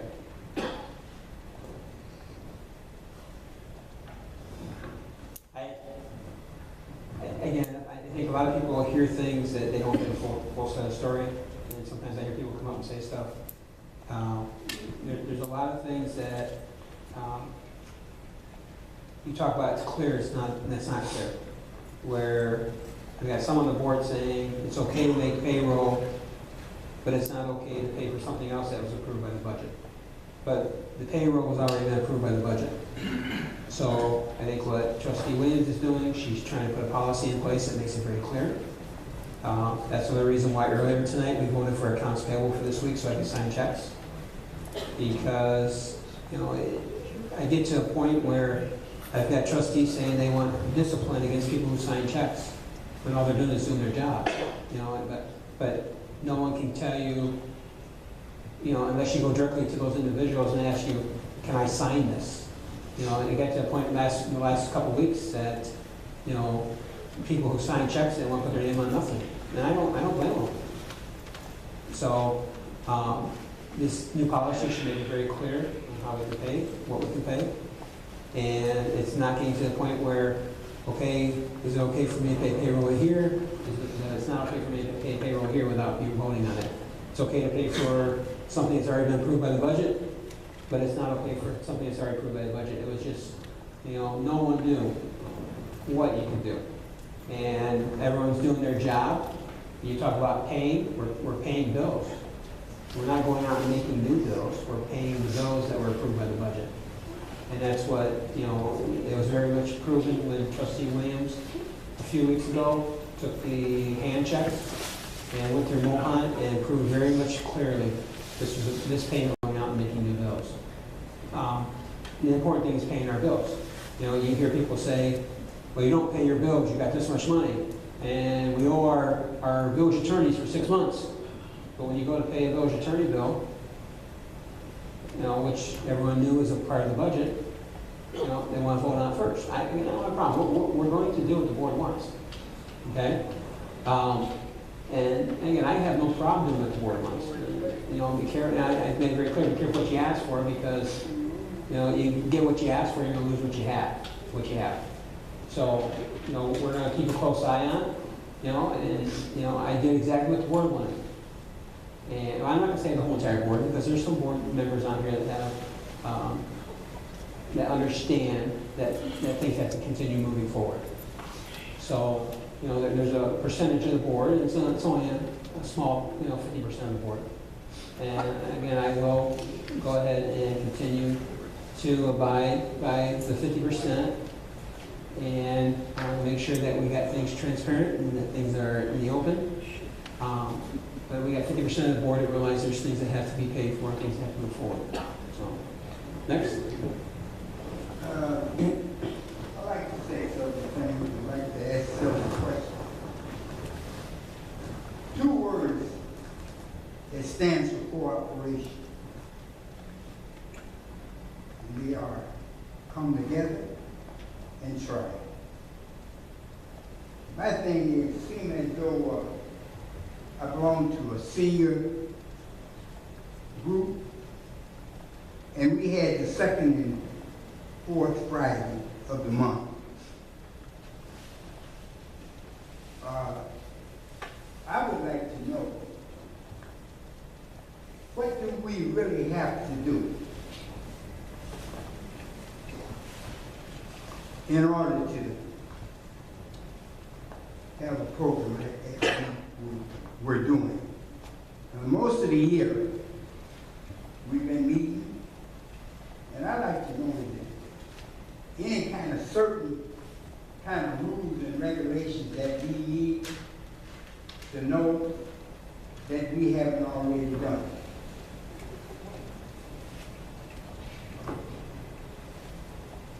And I get so to the point of, I want to know what's now. Give me an answer, please, of what's now. What are the rules?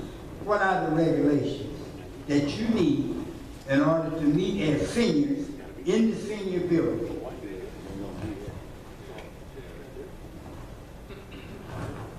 We've been meeting all the year. Now all of a sudden, I understand there's supposed to be some money involved. So I feel as though I didn't really want to bring it to the board. I didn't really want to bring it to the audience. But you know, sometimes you got to bring things out. Tired of being in the dark. I'd like to have an answer. If you got a rule, if you got a regulation, tell us now, tonight. There's nothing to hide. I want to know what's wrong. That's all I want to know. What's wrong? What do we need to do as a senior for relaxation? We clean up. We don't be loud. There's no cursing. So what do we need to do? What has to be done in order to get this here problem straightened out? Because it is a problem. All right. And it don't make sense. All right, that's the time. I went to the senior committee. I know you were asking for the mayor to come in and, I guess, override the committee and allow your organization to have meetings over there. Okay. I went back to the senior committee and asked them if they had a policy. The senior committee has updated their policies, and the board who signed it. Also, in fact, I just got this given to me tonight, so I have to read it some more. But there is a policy that the senior committee passed.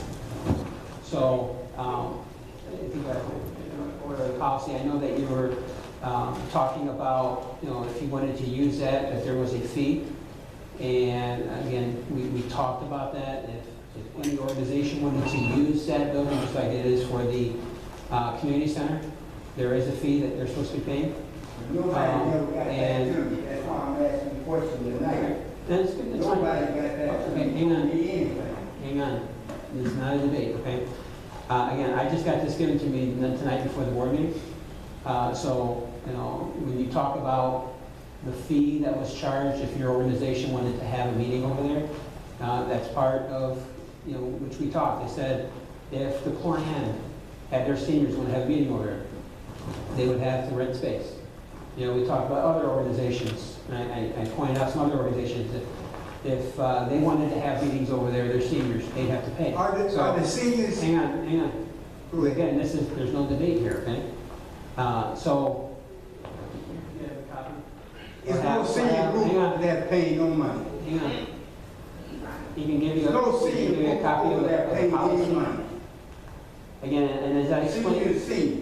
Mr. Griffin, please, I really like you. I just, you're going to make me have to, okay? Now, as the committees, and I explained to you, I let the chairs in the committees run their committees. Is that true or is that not true, trustee? Okay, I've had things come to me about the Parks and Recs. I'm not talking about the community center, I'm talking about Mr. Griffin. Okay? I let the chairs and the committees run their committees, okay? If there's something that desperately I need to get involved in, I'll go talk to the chair, correct? And I look to the trustee, because the trustee's sitting here and he knows just recently we had something that we had to talk about, okay? If there's a policy needs to be in place, I ask for the policy, okay? The committee, the senior committee has got the policy in place. I'll have Mr. J.W. Fairman get with you after the meeting, review it, and see, go through the next steps and see what has to be done, okay? Well, how long do I have to wait to get an answer? I've been waiting. I talked to you 2 weeks ago. Then prior to that, I talked to you a week ago. And now you put me off again. Mr. Griffin? We playing the game of ring around the road. That's what we playing. Okay. Let's tell it like it is. Next. Now, I don't want to bring up other auditions that I think. Your time is up. Thank you. Next. You don't know. Can you speak in the mic? I got to hear you, and I know they're not yelling at me in a minute. Good evening. I have a question regarding the fire departments. How often are they serviced? Because I'm really concerned about that. Because I live in Candlelight Village, and unfortunately, a member of the village passed away due to the non-servicing of the fire hydrant. So I want to know how often are they serviced? What is the implications of their needs? Is it on a monthly basis or weekly? Because we had other surrounding suburbs that had to come in because our hydrants were not properly serviced. So I'm just asking that question if anyone knows. Is that the only question you have? Okay. So what we're going to do is have you yield the floor, okay? And we'll talk about Candlelight Village. Candlelight Village fire hydrants are owned by Candlelight Village. They are not owned by the village. They are. And what happens is Candlelight Village has to provide information to the fire department. We got Trustee Myers and Assistant Chief about their fire hydrants and about them working.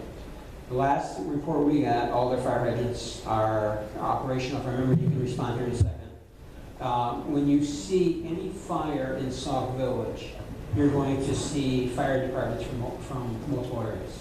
Because what we have is what we call mutual aid, okay? So here's what happens is if we get a call for a fire, our fire department goes to the scene and calls for backup from another community, okay? We have a pumper, I think they call it a pumper, it's filled with water that goes to the scene. Okay? Another pumper from another community comes and sits at our fire department. If they use all the water and they get to the point where they're almost out of water in the pumper that's on the scene, they call for that pumper that's sitting at the fire department, which is from another community, to come to the scene, and another pumper from another community comes and sits in our fire department. We have, I think I already said it, but mutual aid agreement with all our surrounding communities, okay? We have a volunteer fire department, kind of gives you a little bit of example, and I talked to a lot of people that are in the city of Chicago. They're used to seeing, all they see is the city of Chicago fire trucks. And I try to explain to them is when you see fire trucks come from one fire station, you know, from another area, another ward, another fire truck's coming, they all say city of Chicago. Here we're not that large.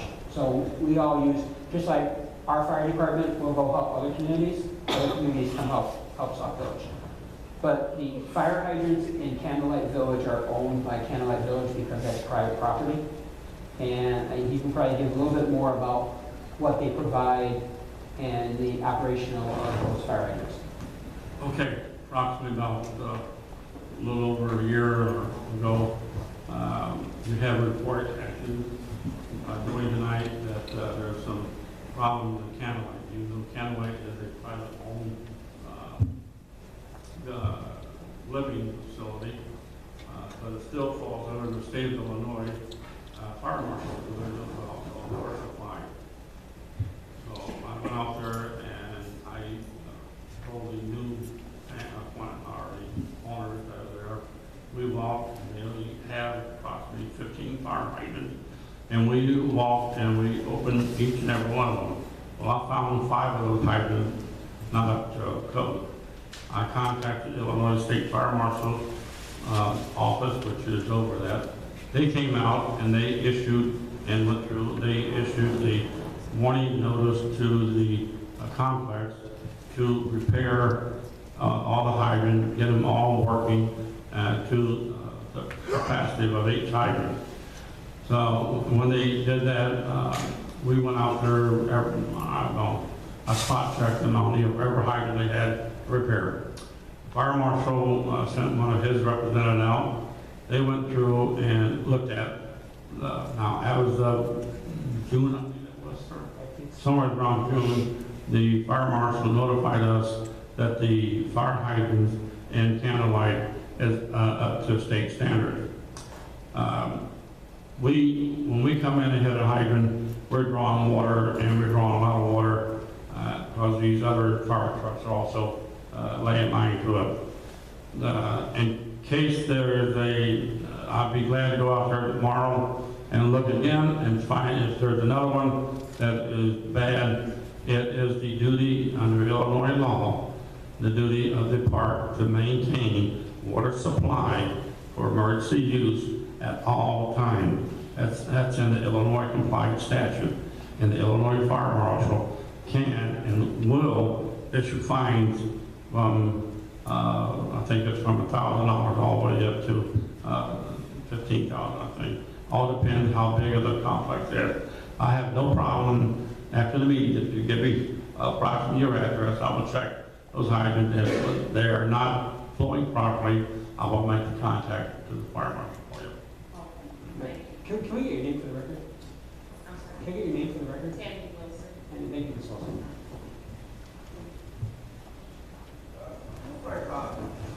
I'm a member, first of all, of the same group that Mr. Griffin is talking about. And I think what he's really wanting to know is, are we in violation of any of those things? If we're not in violation of any of those things, then we ought to be treated with the same respect as other people. But the main reason I'm coming up here because this is a different question. I'm concerned about the lights, the street lights in our area. Any police officer will tell you probably that criminals, they work at places where they are most substance, least likely to be caught. And it's hard to catch a fella at night when there's no light. It's hard to catch a person when they're breaking in somebody's car. So the thing that was happening used to be on Peterson, and then on Carroll and all those streets where you got the police have been. Now they come to another place where it's dark at night. It's dark there. Now we have to leave our lights on a lot. And our light bill, who paying it? We are paying it. So I would like to see something done. If Kevin Weller is the person that's responsible, he told the chief he would have that light up, those 2 lights on within 2 or 3 days. And it's been 2 or 3 weeks, and the lights are still not on. I'm concerned about that.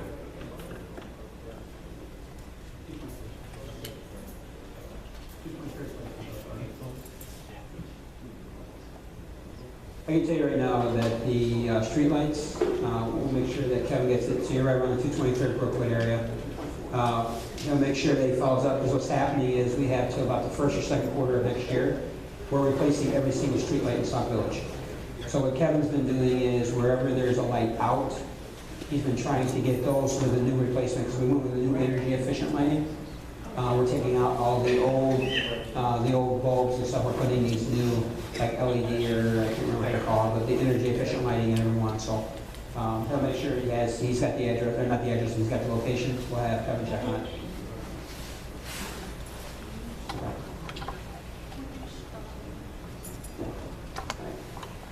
Yes. Yeah, my name is P.L.A.N.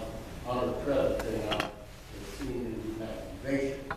We've been given a runaround for what you just stated, that we need to pay a fee. 2 times the board voted on, we don't have to pay a fee. We don't have to pay a fee.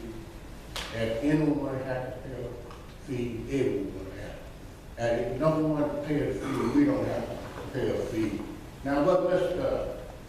Griffin was trying to do, in a roundabout way, what is the real reason? We know the real reason. You have stated yourself how you want to see this operate, how you want it to ran. And the chairperson has done what you want.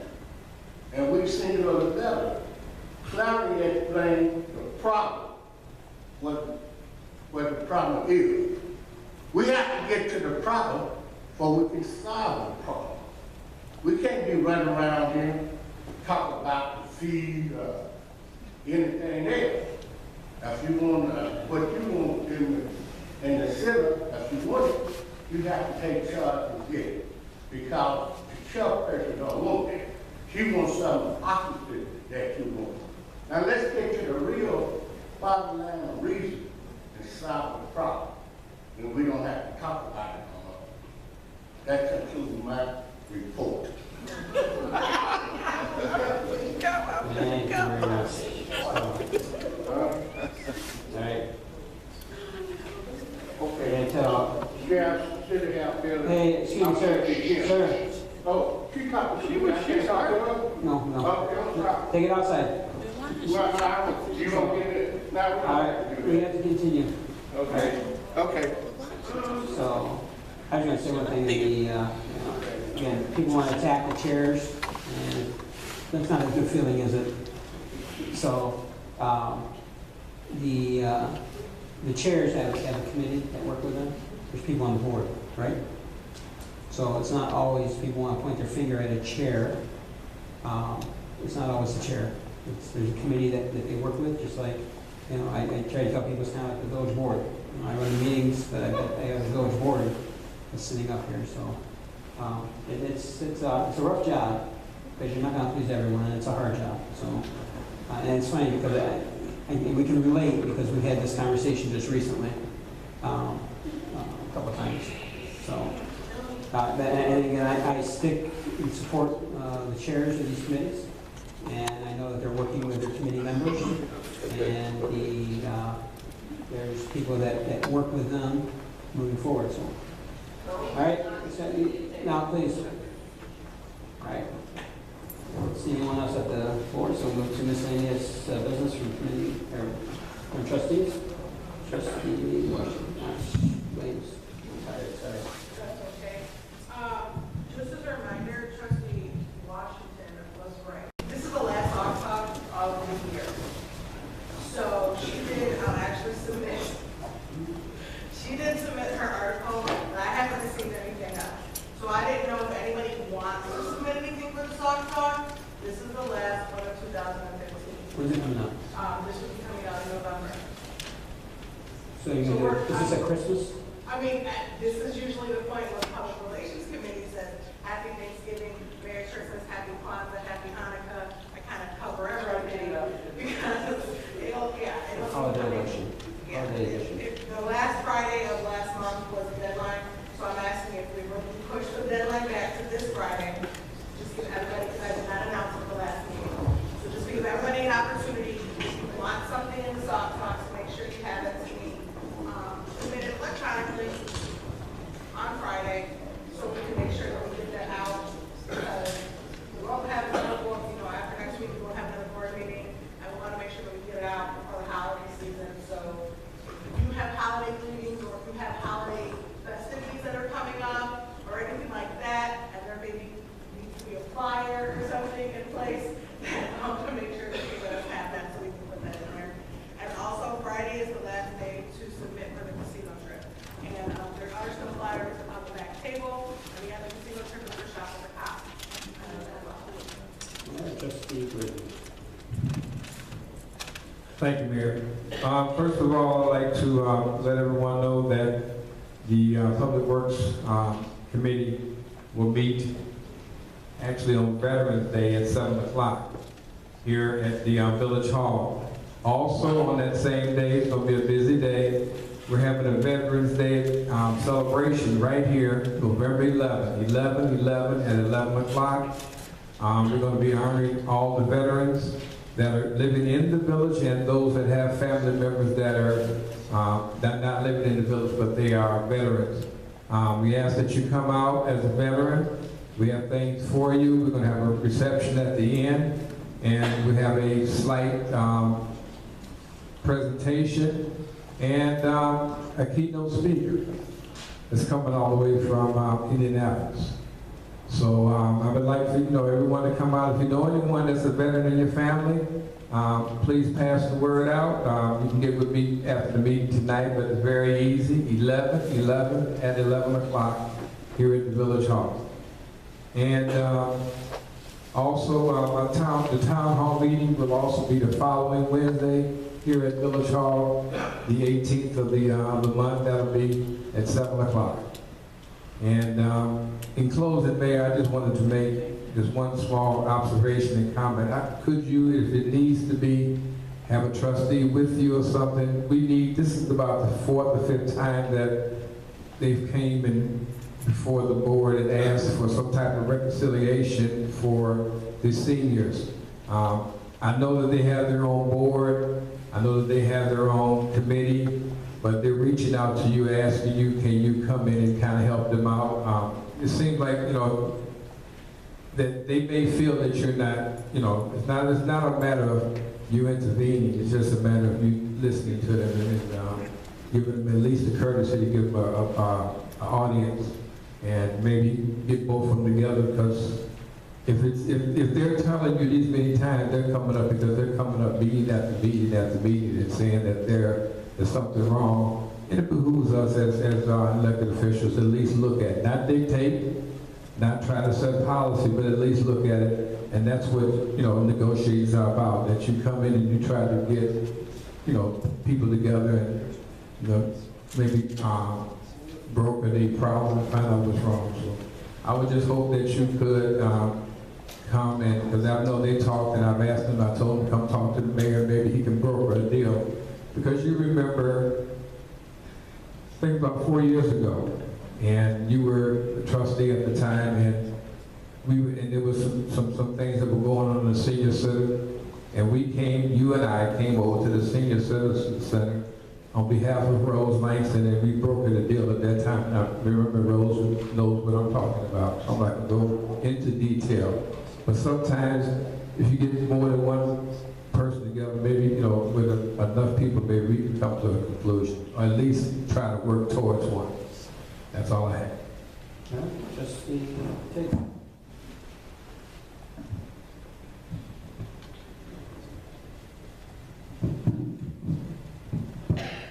Trustee Burgess and I have been working on a couple of projects. I mentioned at the last meeting that we had the workshop and seminar for first-time home buyers, which went well. On the back table, you'll see some flyers that look like this. They're not in color, but they look like this. And the heading is Meet with Companies Hiring Now. Learn about paid pre-apprenticeship opportunities. This is a program that's sponsored by the Cook County Sheriff in conjunction with Fort Heights Community Service Organization and the Housing Authority of Cook County. This workshop is going to be held on Friday, November 6th, from 12 to 4 p.m. And they expect to have at least 25 individuals set up there. So if you're in need of a job, you need a training, you know someone in those categories, send them over here.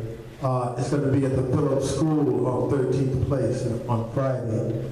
And they are doing some really good things. From what we've heard, they've made excellent placements, people into what we consider a little higher paying job than what we see at Walmart or someplace like that. So it's good for our village residents who are unemployed and unable to find employment. So think about telling people to go to the workshop over in Fort Heights. In addition to that, we were talking to them and trying to, and we're thinking about forming a relationship because they have a lot of services that could benefit Sauk Village residents. And in particular, I noticed they have a program for homeless individuals who have mental illnesses. Now, we don't see a great number of homeless people on the street in Sauk Village. At least I haven't. I've seen some, but not a great number of them. But they have a program that I think would behoove us to at least look at and put it on the back burner in case we need it. That we have a resource available for them. And that's all I have. Thank you. Trustee Jones.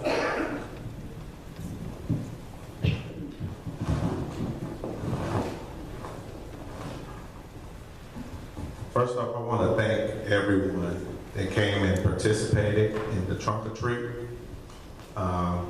It was something different. Once again, the weather helped that out a lot. But it turned out very well, I do believe. I would like to thank a lot of the men and fathers that showed up. I seen a lot of new faces, and I seen a lot of male presence in the community center, and that showed me that we can come out and spend some time with our kids as men. And the community center, the community committee meeting for Parks and Recreation will be this Thursday, the 5th at 7 o'clock in the community center.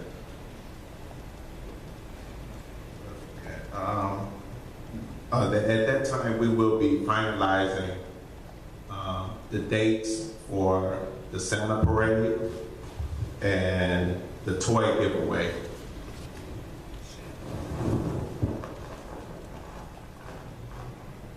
And that concludes my report. Thank you, Trustee. Trustee Washington. Thank you, Mr. Mayor. I just want to announce a couple of things. First of all, we will be having our regular meeting for the Neighborhood Watch on next Monday, November the 9th at 7 o'clock at the fire station. We will be hosting a deputy registrars class for those that want to be deputy registrars. If your commission has expired and you want to renew your commission, if you want to be a deputy registrar, you're welcome to attend. I just need to have your information so that when they come out to do the class, they will have a packet prepared for you. If you know someone that's interested in becoming a deputy registrar, you can let them know. We will be having that meeting at our next Neighborhood Watch meeting at 7 o'clock, again at the fire station on November the 9th. Also, I want to say that I attended the trunk or treat at the community center, although it was raining outside. was very well attended. The residents came out, they dressed up, they dressed their pets up, and I really enjoyed being with the residents and looking at the children receive the candy and just be excited to dance around to the music. It was a very well attended event, and I think that it was good for the first time. Trustee Jones, it really turned out well. I just wanted to commend that I did come to that, and I enjoyed that as well. Also, I would like to say that in regards to Mr. Sullivan with the Rose Garden, I think it's really good that residents are rising up and taking an interest just to get involved. People want to be involved in anything in the village. That's a good thing. And I hope that we're able to appease you, if not with the Rose Garden, with something else that you can get. Now you try to work with the basketball and the baseball and some other things, but I hope that eventually there will be a fit where you can fit in as a resident and really do something in the village, because you really seem enthusiastic about wanting to get involved and working, and that's good. So don't get tired of keep coming back to the board with different things until we can finally get a fit that fits with you. I wanted to also say that, piggybacking off of what Mr. Griffin talked about and some of the other concerns about the senior center, I feel that there are a lot of organizations, private organizations in the village at this time that use different facilities. Some use the community center on a regular basis. The community center is opened up, and there are organizations that go in there and they meet. I don't know if they're paying to meet. There are people that use the village hall. They open up the village hall. They come in here and they meet. They have meetings. I don't know if they're paying to meet. A lot of it is political. I was under the impression that we could not use any of the entities for the village, the village hall or the community center or the senior center to have anything political in. Although when I was attending some of the meetings, I heard a lot of politics going on. I just feel that any organization that's using any of these buildings, the community center, the senior center, or this village hall, if it is not sanctioned by the village, they should be paying to use the lights, the gas, the water, the heat. They should be paying. And I think that we need to have a list of every person that have a key to open up that community center or that senior center or this village and meet. If it's not village business or governing going on for the village, or it's not a committee that is sanctioned by the village, they should be paying a fee to use the facility. If you have an organization and you think you have something that you want to say to the residents, then you should pay to use one of these storefronts or have it at your house, or use a hall in a neighboring committee and have it there. But if you're going to use this village hall and open up these doors and turn these lights on, or use that senior center or that community center on a regular basis or one time, and it's not a committee that's sanctioned by the village, you should be paying. Finally, I want to encourage everyone that it's not a block club captain that want to be to see me after the meeting tonight. We have a lot of people that have moved out of the village. People are constantly moving. Sauk Village just transit like a lot of south suburbs. People move in, they move out, they move in, they move out. We've lost a couple of block captains, and people are moving in that's new. And I'm really encouraging people to get involved. I want to thank the chief of police, because he is keeping us in the loop of everything that's going on. And my block club captains, they're right on with the reports that you're sending us emails about. So I'm glad that we've been able to work with you to get those emails. It's very inspiring. And that concludes my report. Trustee Myers. Couple things. First, I want to thank Trustee Tates and Sullivan for coming out and trying to get something established to improve our vet memorial. We need to do whatever possible we can for the vets. I mean, that's what this entire country is on, is our veterans, so my hat goes off to them. And I'm back behind it, whatever you guys want to do with it. And I want to thank Trustee Jones, outstanding experience Saturday.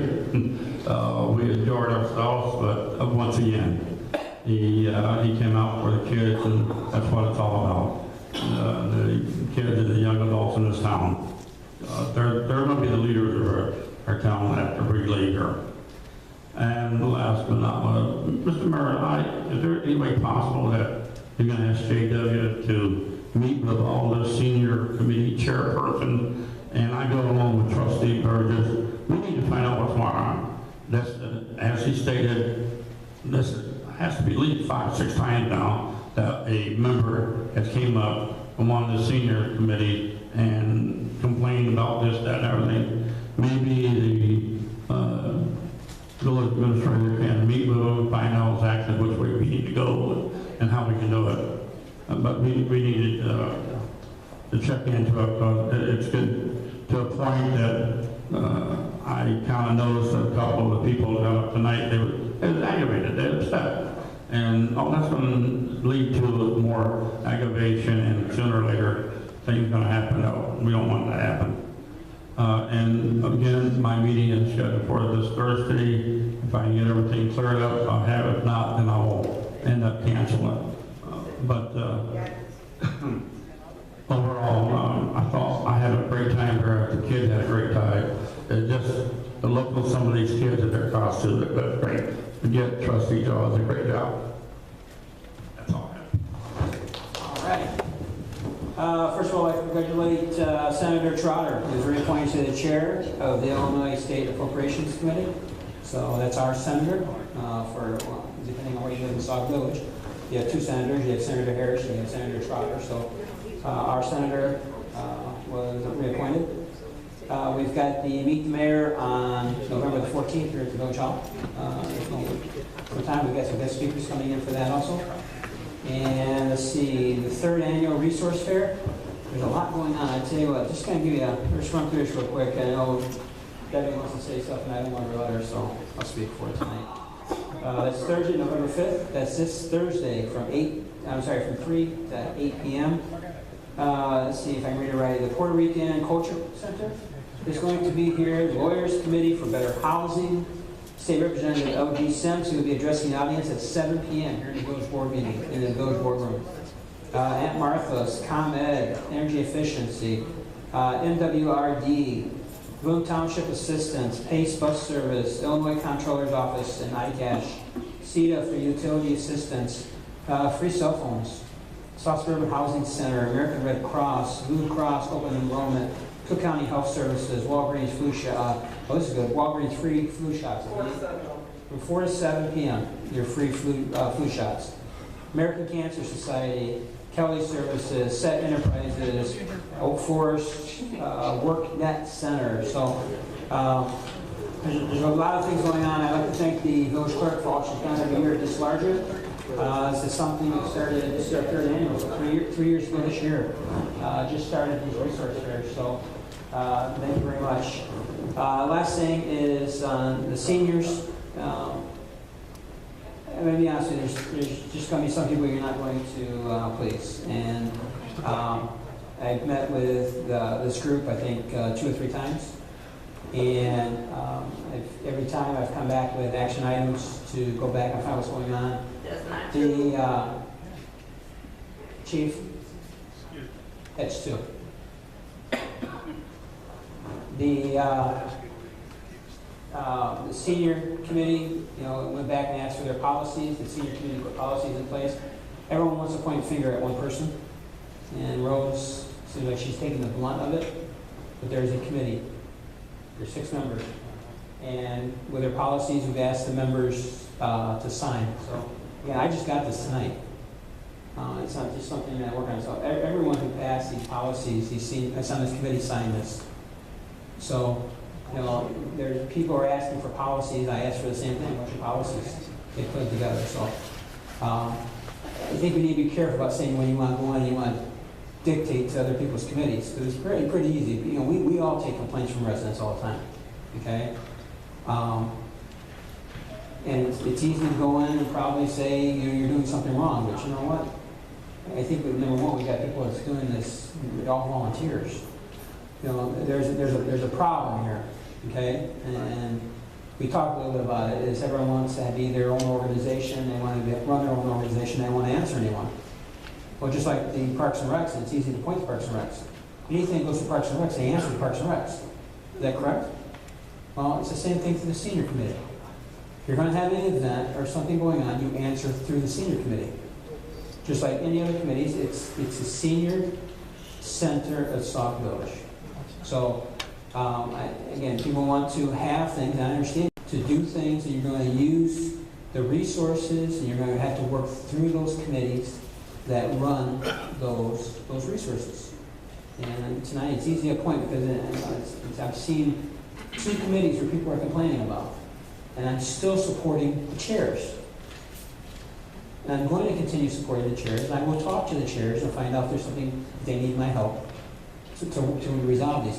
But it's not just the chairs. In both incidences, I've heard about the chairs. But these chairs have got committee members that work with them. So they're not dictators, what people want to call them, because they've got 5 or 6 other people that they work with and vote to get things to go through. So I support the ones that are out there working for Sauk. I really support the chairs. I support the committee members that work with these chairs. So, okay. The bricks for the memorial, I talked to the people who are making the bricks for us this time. I was waiting for a certain amount before I could order them. If I did the orders for the bricks by Thursday, I think we will kind of do the memorial all the time. It's better. The Red Barrel program will end this Friday, and the American Red Cross is coming down again on Thursday to do more installations of fire smoke. So you have to have your application to the village hall by Thursday morning in order for the Red Cross to try to contact you. Red Barrel ends on Friday, and the Bricks ends on Thursday. If anybody has any other questions, feel free to contact me. Thank you very much. Okay, with that said, ask for a motion to adjourn. Motion second, all in favor, say aye. Meeting adjourned.